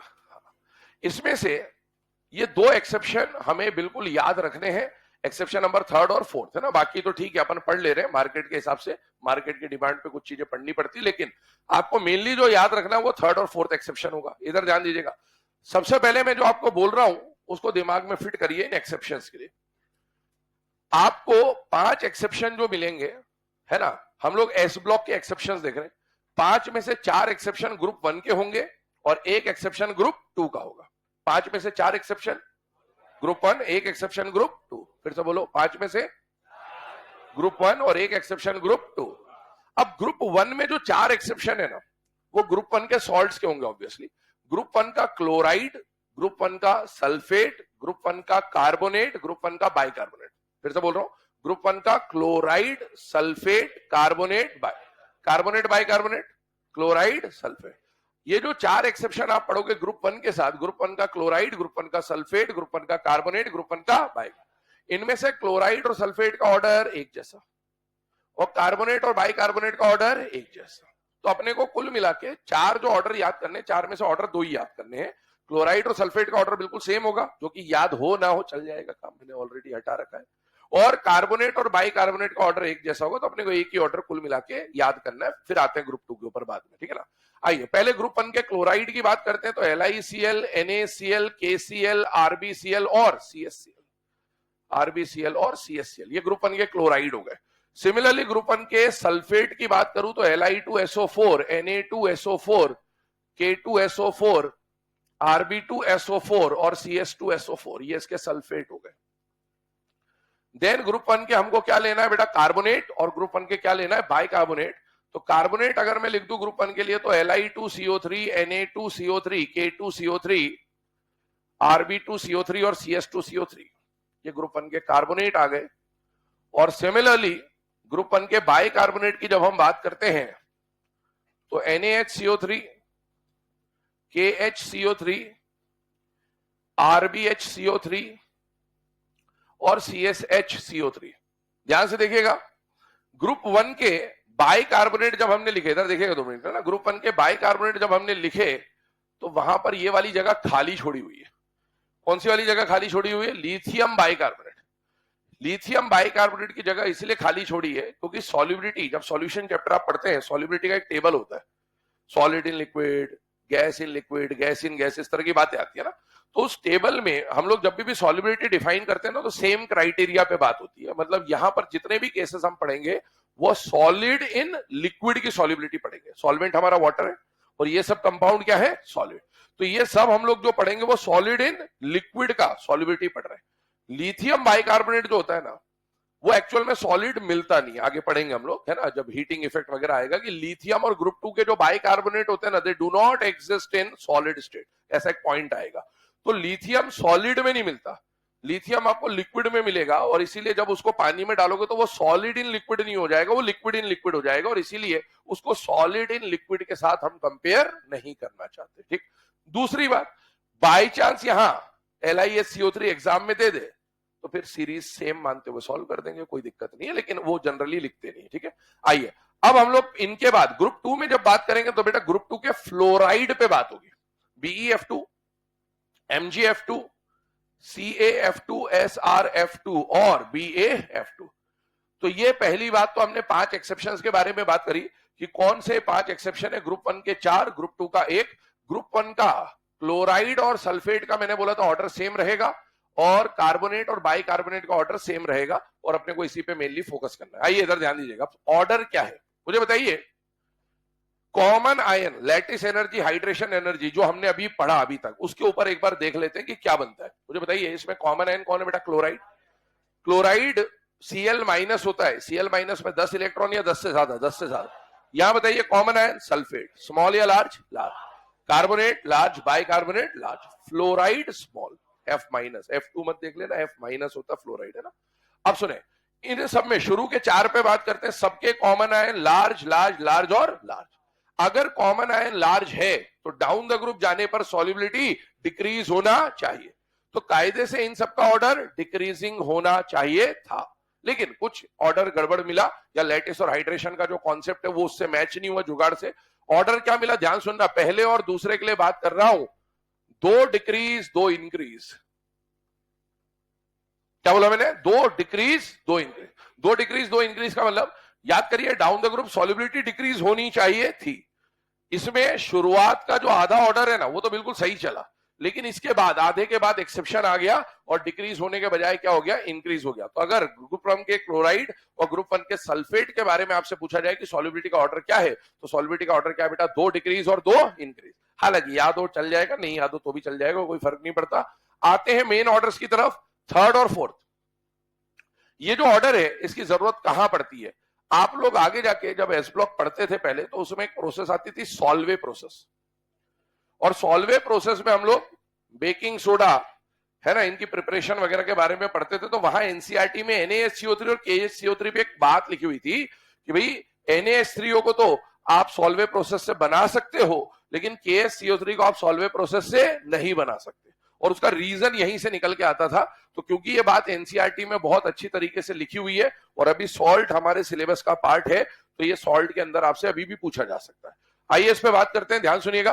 कॉमन आयन लार्ज है तो डाउन द ग्रुप जाने पर सॉल्युबिलिटी क्या होनी चाहिए थी, डिक्रीज। ऊपर वाले 2 में हमने जब बात करा तो एक्सेप्शन शुरू से आया या आधे से आया, आधे के बाद, है ना।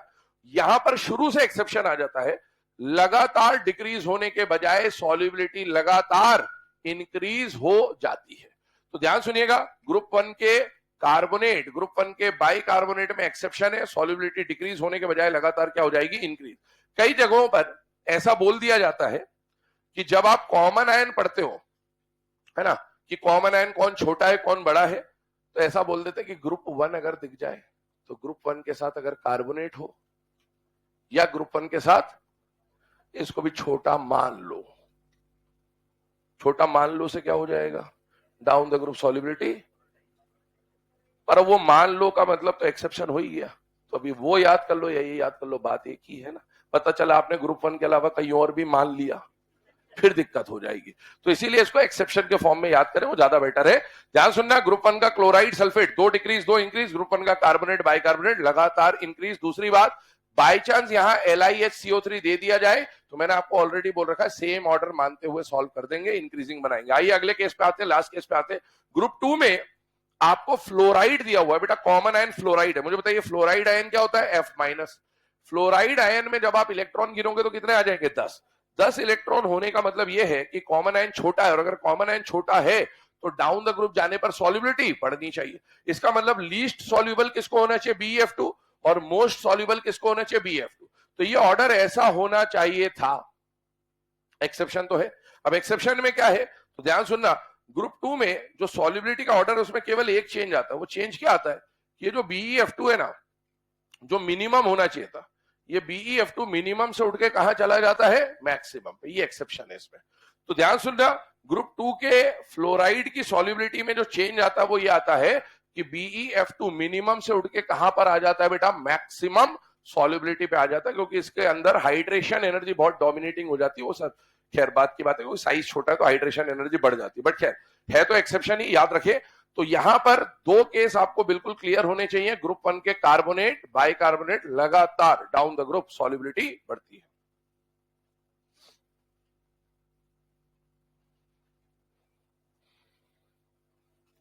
चार एक्सेप्शन ग्रुप 1, दो एक्सेप्शन एक एक्सेप्शन ग्रुप 2 के साथ। ग्रुप 1 का chloride sulphate 2 decrease 2 increase, carbonate bicarbonate लगातार इंक्रीज। ग्रुप 2 के फ्लोराइड में जाएंगे तो ट्रेंड बिल्कुल नॉर्मल है, बस BEF2 मिनिमम से उठा के कहां रख देना है, मैक्सिमम पे।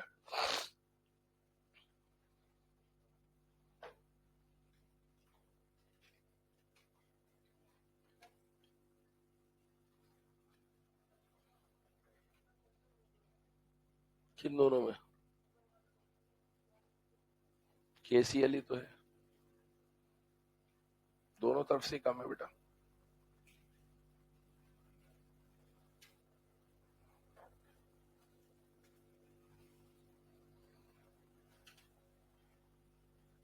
चलिए, है ना।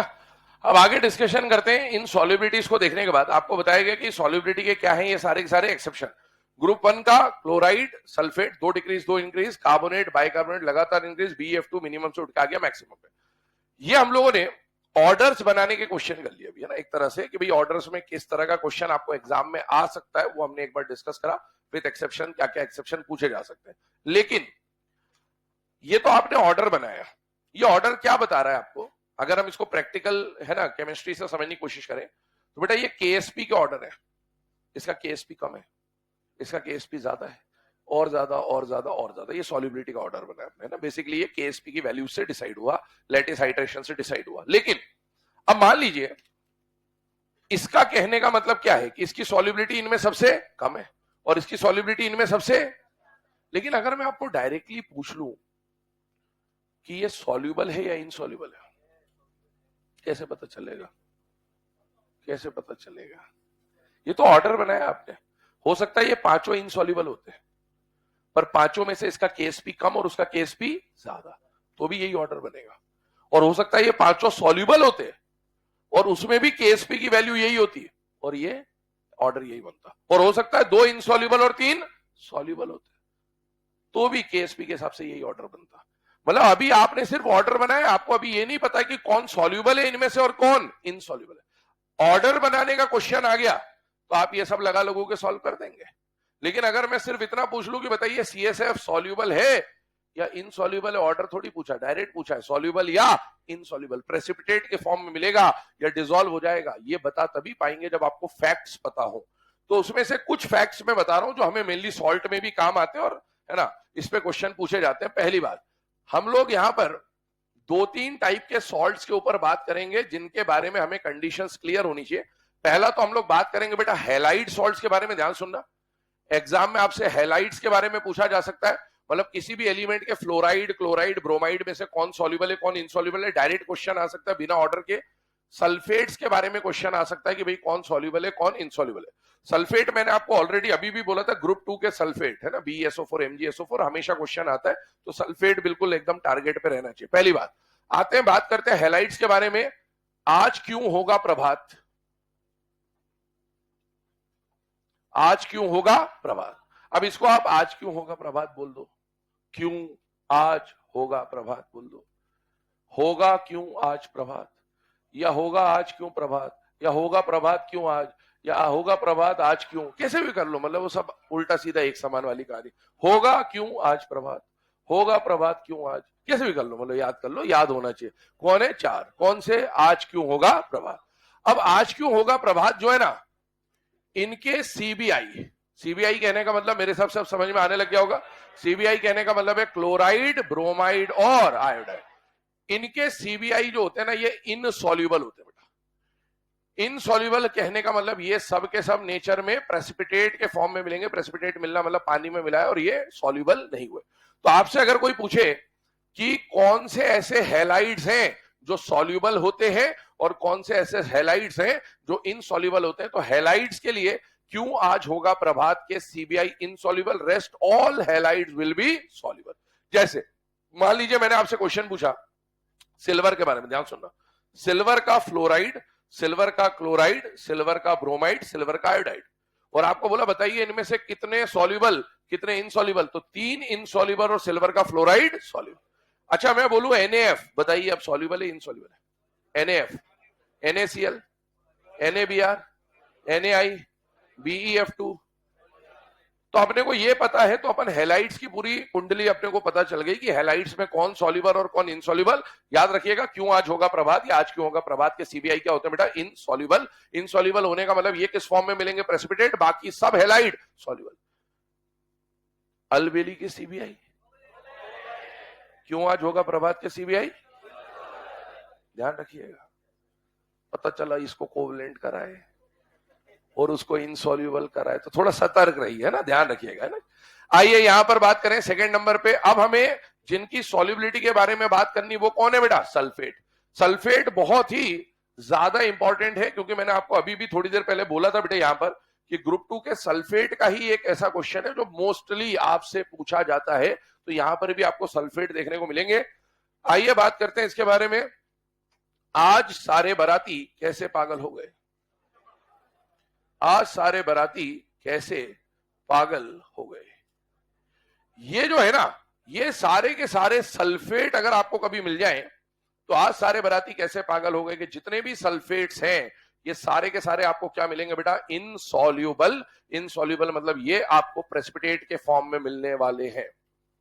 तो आपसे अगर कोई हैलाइड पूछ ले और सल्फेट पूछ ले, तो कम से कम इनकी कंडीशन फिलहाल में हमें क्लियर होनी चाहिए कि कौन से हैलाइड इनसॉल्युबल है और कौन से सल्फेट इनसॉल्युबल है। आज सारे बाराती कैसे पागल हो गए कि सल्फेट इनसॉल्युबल, और क्यों आज होगा प्रभात के हैलाइड या सीबीआई के बारे में बात करें तो सीबीआई इनसॉल्युबल। ये काम आएंगे आगे जाके सॉल्ट में, है ना, आपको ये चीज है। तो इसीलिए कम से कम इनको जरूर ध्यान रखें, क्योंकि मोस्टली सॉल्ट में पढ़ना बहुत सारी चीजें होती है, बट जिन पे क्वेश्चन मेनली फ्रेम होते हैं वो यही होते हैं। तो अभी से ही ध्यान रख लें ताकि बाद में जब पढ़ेंगे तो रिवाइज होता रहेगा बस।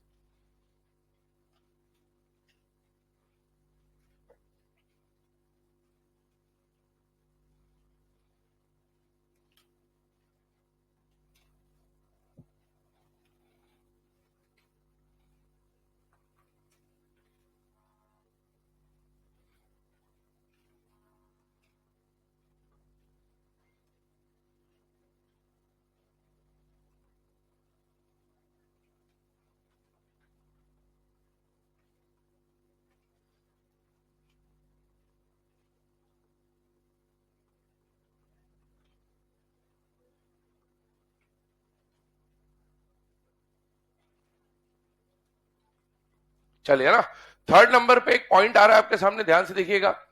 सल्फाइड्स के ऊपर बात कर रहे हैं। सॉल्ट जब आप पढ़ोगे ना, तो सबसे ज्यादा सॉल्ट का जो डिमांडिंग टॉपिक होता है वो सल्फाइड की सॉल्युबिलिटी होता है। नेचर में, ध्यान से सुनना, मैक्सिमम सल्फाइड्स इनसॉल्युबल ही होते हैं। ध्यान सुन लो, क्या बोला मैंने, मैक्सिमम सल्फाइड्स इनसॉल्युबल ही होते हैं। ये मत सोचना कि सिर्फ ये इनसॉल्युबल है, लेकिन सल्फाइड मैक्सिमम इनसॉल्युबल होते हैं। ग्रुप 1 के जो सल्फाइड और अमोनियम सल्फाइड जो होता है, केवल वही, मतलब ये 4-5 चीज सॉल्युबल होते हैं, बाकी सब सल्फाइड इनसॉल्युबल होते हैं। लेकिन सॉल्ट में आगे जब हम पढ़ेंगे तो हमें ग्रुप 0, ग्रुप 1A, 2, 3, 4 ऐसे ग्रुप्स पढ़ने होते हैं। तो एक पर्टिकुलर ग्रुप के बारे में बात हो रही है, और इस ग्रुप के बारे में इसलिए बात कर रहे हैं कि आपको सॉल्ट याद हो ना हो बाद में, आप इस सल्फाइड के बारे में बात करेंगे। तो सल्फाइड में मेनली जब एम्स हुआ करता था तो एम्स में क्वेश्चन यहीं से आता था। तो सल्फाइड का क्वेश्चन इसी के ऊपर आने की पॉसिबिलिटी सबसे ज्यादा होती है, तो हम उसको भी एक तरह से पहले से याद करके चल रहे हैं। ध्यान सुनिएगा, सल्फाइड्स की बात करें तो सल्फाइड्स में 4 सल्फाइड पे बात हो रहा है। एक तो जिंक सल्फाइड, मैंगनीज सल्फाइड, निकल सल्फाइड और कोबाल्ट सल्फाइड। इनके बारे में ये सब इनसॉल्युबल तो है, लेकिन सल्फाइड के कलर्स के बारे में पूछा जाता है। क्या पूछा जाता है, कलर। सल्फेट की जब बात करते हैं ना, सल्फेट का जब प्रेसिपिटेट बनता है तो जनरली व्हाइट, या हल्का फुल्का येलोइश सल्फेट बनेगा।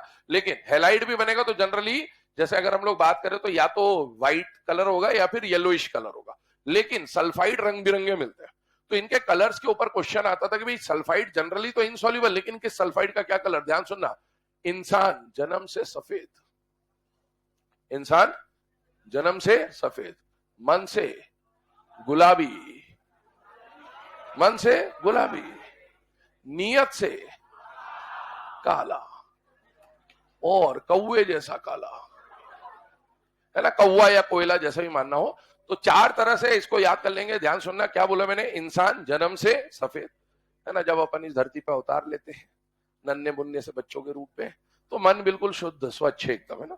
फिर धीरे धीरे बड़े होते हैं तो मन गुलाबी गुलाबी होने लगता है ना, दिल गार्डन गार्डन होने लगता है। फिर धीरे धीरे नियत काली होने लग जाती है और फिर लास्ट में जाते जाते बुढ़ापे तक कौवे जैसे काले, बिल्कुल काले हो गए ना। वैसे बोलते हैं ना दाल काली है, तो ये तो पूरी दाल ही काली हो जाती है वैसे। तो ये याद रखें इसको ना, इंसान जन्म से सफेद, नियत से सॉरी मन से गुलाबी, नियत से काला, कौवे जैसा काला। कौवा रख ले, कोयला रख ले, और कुछ रखना हो रख ले, अपने हिसाब से सोच लीजिएगा। पर ये इस तरह से याद कर लेना चारों चीजें।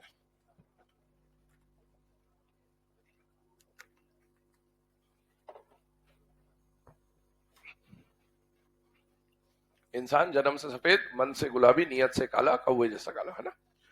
चलिए, तो ये तो सल्फाइड्स के बारे में बात होगी बेटा, जिनके बारे में हमें ध्यान रखना। तो ये कुछ एक इंपॉर्टेंट केसेस जो होते हैं सॉल्ट्स के, जिन पे डायरेक्ट क्वेश्चन बन सकते हैं, वो आपको यहाँ पर है ना याद करवा दिया गया है एक तरह से ट्रिक के फॉर्म में। सबसे पहले आज क्यों होगा प्रभात के सीबीआई इनसॉल्युबल, इसके बाद आज सारे बराती कैसे पागल हो गए के सल्फेट्स इनसॉल्युबल। सल्फाइड ज्यादातर ही इनसॉल्युबल होते हैं, लेकिन चार के बारे में ही अभी मेंशन किया गया, बाकी आप आगे पढ़ेंगे। तो इनके कलर्स पे क्वेश्चन आ जाता है, जन्म से सफेद, मन से गुलाबी, नियत से काला, कौवे जैसे काला।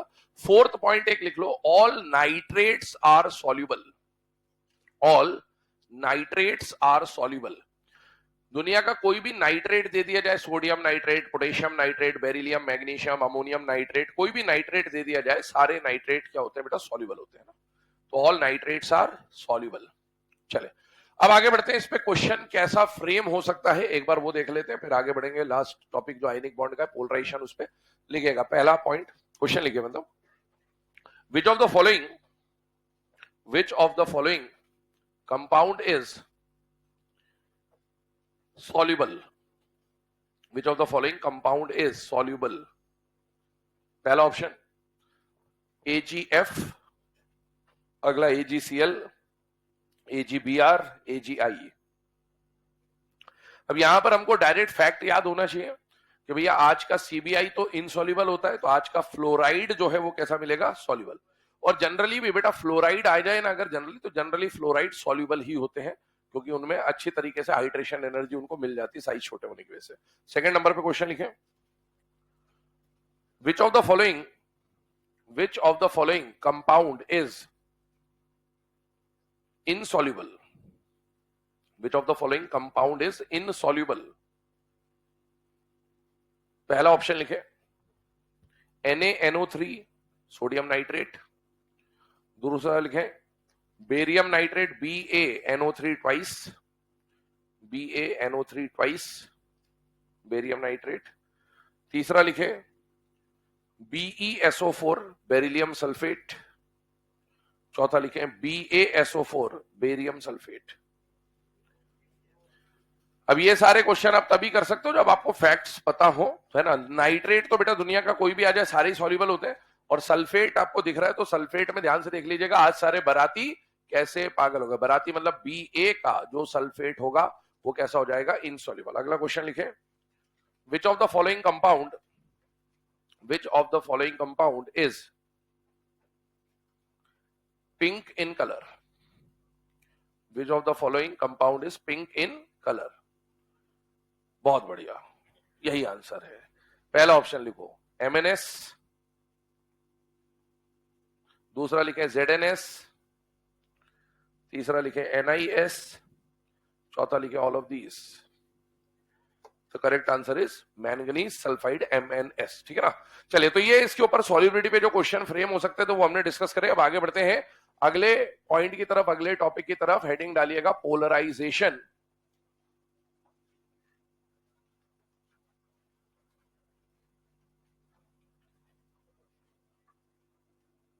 चलिए, पोलराइजेशन के बाद हम लोग यहाँ पर डिस्कशन करें तो पोलराइजेशन का ही एक और नाम है, उसको क्या बोलते हैं बेटा? फहान्स रूल है ना। ये फजांस नहीं होता, फहान्स रूल होता है, बट ठीक है, स्पेलिंग के हिसाब से फजांस रूल बोल देते हैं, ठीक है।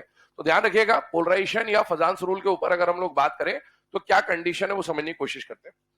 बेसिकली ध्यान से सुनना, दो तरह के हमने एक बात करी थी जब हमने ईएन का एप्लीकेशन पढ़ा था, तो एक हैनी स्मिथ इक्वेशन पढ़ी थी, और हैनी स्मिथ इक्वेशन में हम लोगों ने परसेंटेज आयनिक कैरेक्टर का डेल्टा ईएन का फॉर्मूला देखा था, 16 डेल्टा ईएन 3.5 डेल्टा ईएन का स्क्वायर, है ना। खैर, वहां पर मैंने एक स्टेटमेंट आपको बोला था कि दुनिया का कोई भी कंपाउंड ना तो 100% आयनिक हो सकता है, ना ही 100% कोवेलेंट हो। हम उसी की तरफ एक बार मूव कर रहे हैं। अभी हम लोग शुरू से जो पढ़ रहे हैं वो आयनिक कंपाउंड्स पढ़ रहे हैं, लेकिन अब जब आयनिक कंपाउंड की बात कर रहे हैं तो आयनिक कंपाउंड प्योरली आयनिक कभी भी नहीं होता, उसमें हल्का फुल्का कोवेलेंट कैरेक्टर होता ही है। और या कोई कोवेलेंट कंपाउंड होगा तो वो प्योरली कोवेलेंट नहीं होगा, उसमें थोड़ा बहुत आयनिक कैरेक्टर भी होगा। तो हम लोग यहां पर ये बात कर रहे हैं कि भाई जो आयनिक कंपाउंड आपने पढ़े ना, उसके अंदर भी थोड़ा बहुत कौन सा कैरेक्टर आता है? कोवेलेंट। और याद करिए, अल-बेली के सीबीआई होने आयनिक चाहिए थे, होते क्या है? कोवेलेंट। तो अब ये भी तो आयनिक होने थे, बट ये तो हमने बोल दिया कि ये तो कोवेलेंट है, इनके अंदर आयनिक से ज्यादा डोमिनेटिंग नेचर कौन सा है? कोवेलेंट वाला। तो ऐसा क्या कारण था? मैंने आपको बोलता कि अभी हमको सिर्फ ये याद रखना है कि अल-बेली के सीबीआई कोवेलेंट है, लेकिन इसका रीजन हम आगे पढ़ेंगे पोलराइजेशन में, तो हम उस तरफ जा रहे हैं। तो किसी भी आयनिक कंपाउंड में अगर कोवेलेंट कैरेक्टर आ रहा है तो कोवेलेंट कैरेक्टर आने के पीछे का रीजन क्या है, कंडीशन क्या है, उसके ऊपर हम चर्चा करने वाले, किसके अंदर? पोलराइजेशन के अंदर। अब वो क्या कारण होता है, तो आइए उस पर डिस्कशन करते हैं। थोड़ा सा यहाँ पर पहले बेसिक बता रहा हूं, फिर उस पर चलते हैं हम लोग। ध्यान से बेटा, आयनिक कंपाउंड बनेगा तो उसमें कैटायन होगा और एनायन होगा, ये तो बात पक्की है कि आयनिक कंपाउंड तो कैटायन और एनायन होना है। अब कैटायन और एनायन के साइजेस पे फर्क पड़ता है। किस पे पड़ता है? साइजेस पे, है ना। अगर हम बात करें तो दो तरह की पॉसिबिलिटी है, कैटायन और एनायन के साइज कंपेरेबल हो, पहली बात, और या फिर दोनों के साइजेस नॉन कंपेरेबल हो। नॉन कंपेरेबल होने का मतलब ये छोटा वो बड़ा, या फिर ये बड़ा और वो छोटा। याद करिए, हमने एक टॉपिक पढ़ा था, favourable condition for ionic bond formation. मैंने fast formation of ionic bond के बारे में वहां पर चर्चा करी थी, याद करिए। अगर आपको याद आ रहा हो तो कैटायन जल्दी बनाने के लिए आईई कम और साइज ज्यादा, और एनायन जल्दी बनाने के लिए ईए ज्यादा और साइज कम। ये किसकी फेवरेबल कंडीशन थी? Ionic bond. अब आपको आयनिक के अंदर क्या लाना है? कोवेलेंट। तो कंडीशन इसके ठीक उल्टी। साइज पे ध्यान दीजिएगा, आई और ई से कोई मतलब नहीं है अपने को, साइज इसका उल्टा कर दे। मतलब अगर कैटायन बड़ा होगा तो इलेक्ट्रॉन जल्दी लूज करके कैटायन बना लेगा, लेकिन अगर कैटायन छोटा हुआ तो इलेक्ट्रॉन आसानी से लूज आयन में जल्दी कन्वर्ट नहीं हो, और आयन में कन्वर्ट नहीं हो रहा तो उसके अंदर थोड़ा बहुत कोवेलेंट कैरेक्टर लाने की टेंडेंसी बढ़ती जाती है। मैंने एक स्टेटमेंट बोला भी था आपको कि एनसीईआरटी पीरियोडिक टेबल के अंदर एस ब्लॉक का जो पैराग्राफ है वहां लिखा हुआ है कि compounds of lithium and beryllium are predominantly covalent, या फिर उसके अलावा वाले जो कंपाउंड होते हैं वो आयनिक होते हैं, ऐसी लिखी हुई बात है ना। तो उसी पे जा रहे हैं। ध्यान सुना, अगर आयनिक कंपाउंड में कोवेलेंट कैरेक्टर लाना है तो कैटायन छोटू और एनायन बड़ू चाहिए, ये कंडीशन है। जितना छोटू कैटायन जितना बड़ू एनायन, उतना बढ़िया क्या होगा बेटा? पोलराइजेशन। पोलराइजेशन बढ़िया होने का मतलब कोवेलेंट कैरेक्टर ज्यादा आ रहा है। पोलराइजेशन को हिंदी में बोलते हैं ध्रुवीकरण। क्या बोलते हैं? ये शब्द जो है वो इलेक्शन के समय पे ज्यादा सुनने को मिलता है आपको, है ना। वोट बैंक को पोलराइज कर दिया, बोल दिया पेंशन दे देंगे, गरीबों को हर महीने 6,000 10,000 15,000 रुपए दे देंगे, बेरोजगारों को, है ना, वैसा वाला। ये इसको बोलते हैं वोट बैंक का पोलराइजेशन। अपने को पता है कि भाई इस है? क्या हो गया? अब ठीक है, कोई भी अपने क्या मतलब, आप सुनो, कहानी सुनो तुम इधर। पोलराइजेशन के अंदर क्या होता है कि पोलराइजेशन में आप किसी को भी लुभावने प्रस्ताव देके, ऑफर देके उसके वोट बैंक को क्या कर रहे हैं? पोलराइज कर रहे हैं। आपने को पता है कि भैया इस पर्टिकुलर जगह पर लोगों के पास काम धाम करना नहीं है, लोगों को पसंद नहीं काम धाम करना, या फिर रोजगार के अवसर नहीं है, तो क्या करो? इधर के वोट चाहिए अपने को, तो वोट चाहिए तो क्या करो? पैसे दे दो। ये बोल दो कि हम जीत गए, हम सत्ता में आ गए, तो हम इतने पैसे दे देंगे। या फिर पता चल गया कि इस पर्टिकुलर जगह पर आर्मी में एंट्री लेने के चांसेस ज्यादा होते हैं, तो वहां बोल दिया कि हमारी सरकार आएगी तो हम आर्मी में एंट्री के रास्ते खोल दें, मतलब ऐसे कुछ ना कुछ आपको ऑफर दे दिया गया, और उन ऑफर के थ्रू किसी और पार्टी को वोट देने वाले थे वो अपने को वोट देते। इस तरह की जो कारण है ना, ये जो कहानी चलती है, इसी को क्या बोला जाता है, ध्रुवीकरण या फिर पोलराइजेशन। तो सेम कहानी यहां पर है। पोलराइजेशन के अंदर क्या होगा कि जो भी आयनिक कंपाउंड बनना था, मतलब कैटायन और एनायन के बीच में बनना था आयनिक, लेकिन इनके बीच में आयनिक बॉन्ड ना बना के इसके वोट बैंक को पोलराइज करके इसके अंदर क्या ले आया जाए बेटा, कोवेलेंट कैरेक्टर। आइए इधर ध्यान से देखिएगा, कैटायन होना चाहिए छोटू, एनायन होना चाहिए बड़ू। ये कैटायन और वो एनायन। अभी किसी को वो कैटायन दिख रहा हो तो फिर आंखें चेक कराएं अपने ना, वो न्यूक्लियस बनाया है कि बोले सर एनायन पे तो माइनस होता है, तो न्यूक्लियस बनाया है ना, ध्यान रखिएगा। अब सुनो, ये है कैटायन और वो है एनायन। भैया कैटायन के पास भी खुद के कुछ ना कुछ इलेक्ट्रॉन डेंसिटी तो होगी, और एनायन के पास भी खुद की कुछ ना कुछ इलेक्ट्रॉन डेंसिटी होगी। अभी हमने इनको जो रिप्रेजेंट किया है ना, वो थोड़ा दूर दूर रिप्रेजेंट करा है, लेकिन जब लैटिस बनता है तो ये बिल्कुल चिपके हुए होते हैं ना, बिल्कुल बहुत पास होते हैं। खैर, अपने को समझने के लिए थोड़ा दूर बना दिया अपन ने। बेटा कैटायन के ऊपर कैसा चार्ज होगा, पॉजिटिव। एनायन के ऊपर कैसा चार्ज होगा, नेगेटिव। तो होगा क्या, कैटायन का क्योंकि साइज छोटा और इसमें पॉजिटिव चार्ज है, हमें इलेक्ट्रॉन अट्रैक्ट करवाने, क्या अट्रैक्ट कराने, इलेक्ट्रॉन। चाहे ये इसके इलेक्ट्रॉन अट्रैक्ट कर ले, चाहे ये इसके इलेक्ट्रॉन अट्रैक्ट कर ले, हमें इलेक्ट्रॉन अट्रैक्ट कराना। मुझे बताइए इलेक्ट्रॉन पे कैसा चार्ज होता है, नेगेटिव। और नेगेटिव चार्ज को अट्रैक्ट करने का काम कौन करेगा, पॉजिटिव। तो मुझे बताओ कैटायन और एनायन में से क्या कैटायन की टेंडेंसी ज्यादा है कि वो इलेक्ट्रॉन को अट्रैक्ट कर पाएगा, क्योंकि कैटायन पे कौन सा चार्ज होता है, पॉजिटिव। एनायन पे तो खुद ही माइनस है, तो ये दूसरे के इलेक्ट्रॉन अट्रैक्ट करने में इंटरेस्ट नहीं दिखाएगा। तो होता क्या है, पोलराइजेशन एक ऐसा प्रोसेस है जिसमें कैटायन जो होता है ना, वो एनायन की इलेक्ट्रॉन डेंसिटी को अपनी तरफ अट्रैक्ट करेगा, क्योंकि कैटायन पे है पॉजिटिव चार्ज और इलेक्ट्रॉन पे कौन सा चार्ज है, नेगेटिव। तो the process in which cation attracts the electron density of anion towards itself. इसने अट्रैक्ट कर लिया। मान लीजिए ये इलेक्ट्रॉन डेंसिटी बाहर आ गई, ये बाहर तभी आ सकती है जब इसका साइज छोटा हो और इसका साइज बड़ा। क्यों, क्योंकि अगर ध्यान सुनना, इसका साइज छोटा है तो इसका जेड इफेक्टिव ज्यादा होगा, और अगर इसका साइज बड़ा है तो इसका जेड इफेक्टिव कम होगा। और आपको डायग्राम से भी दिख रहा होगा ये बात कि भाई इसका साइज छोटा तो इसके न्यूक्लियस और आउटर मोस्ट शेल पास होंगे, और इसका न्यूक्लियस और आउटर मोस्ट शेल दूर होंगे। तो बेटा इसका इसके इलेक्ट्रॉन पे जो अट्रैक्शन लग रहा हो ना, उसके मुकाबले इसका अट्रैक्शन, ये यहां चिपका के सोचिएगा, इसका अट्रैक्शन उन इलेक्ट्रॉन पे ज्यादा लगेगा। तो कैटायन क्या करेगा, कैटायन इलेक्ट्रॉन को, एनायन के इलेक्ट्रॉन को अपनी तरफ खींचेगा। इलेक्ट्रॉन खींच लिए, इलेक्ट्रॉन बाहर आ गए, बाउंड्री से बाहर आ गए, इसकी तरफ अट्रैक्ट होकर यहां तक आ गए। जैसे ही आए इसके दरवाजे पे खटखट करने लगे, बोले ले बुला तो लिया तुमने, एंट्री दो। यहां इसके इलेक्ट्रॉन बैठे हुए हैं, ये नेगेटिव चार्ज है, ये नेगेटिव इस नेगेटिव को एंट्री नहीं देगा।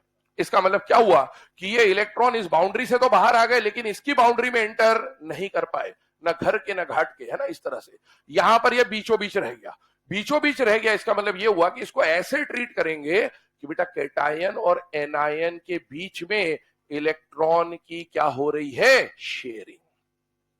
इसको शेयरिंग की तरह ट्रीट किया जाएगा, मतलब उसके और इसके बीच में आ गए। जैसे याद करिए, जब हमने HCl EN में बात करी थी तो मैंने बोला था कि इलेक्ट्रॉन कहां रहेंगे, बीचों बीच। कॉन्ट्रैक्ट साइन हुआ था, ये उस तरह से ट्रीट हो जाता है कि भाई इलेक्ट्रॉन डेंसिटी निकल के कैटायन एनायन के बीच में आ गई, मतलब इनके बीच में इलेक्ट्रॉन की शेयरिंग हो रही है, और शेयरिंग से बनने वाला बॉन्ड क्या कहलाता है बेटा, कोवेलेंट। तो बेटा जितनी ज्यादा यहां पर शेयरिंग होगी, हम बोलेंगे उतना ज्यादा पोलराइजेशन हुआ है, क्योंकि इसी को पोलराइज करना बोलते हैं। जितना ज्यादा पोलराइजेशन होगा उतनी ज्यादा इलेक्ट्रॉन की शेयरिंग होगी, जितनी ज्यादा शेयरिंग होगी उतना ही ज्यादा कोवेलेंट कैरेक्टर आएगा। तो ध्यान सुनिएगा, पोलराइजेशन में दो चीजें, एक कैटायन एक anion.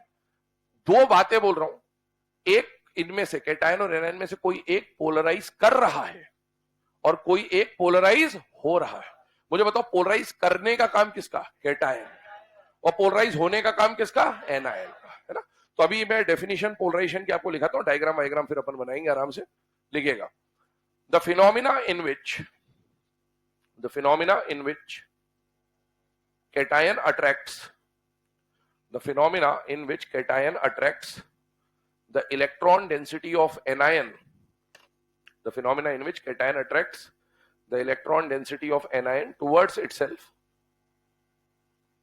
cation attracts the electron density of anion towards itself such that electron density of anion towards itself such that the electron density gets shared between them. The phenomena in which cation attracts the electron density of anion towards itself such that the electron density of the electron density gets shared between them is known as polarization. ठीक है, तो ये phenomena को हम लोग क्या बोल देते हैं बेटा, पोलराइजेशन बोल देते हैं. अभी इतना लिख ले, इसके आगे की डिस्कशन कल करेंगे. अच्छा, कल के लिए सुन लेना दिशा निर्देश, कल के लिए मतलब हमेशा के लिए बता रहा हूं. मेरे आने के बाद जो आया वो बाहर वेट करना 7 बजे पहली एंट्री, और कोई उससे भी लेट आया 7:15 बजे दूसरी एंट्री, और कोई उससे भी लेट आया घर चले जाना.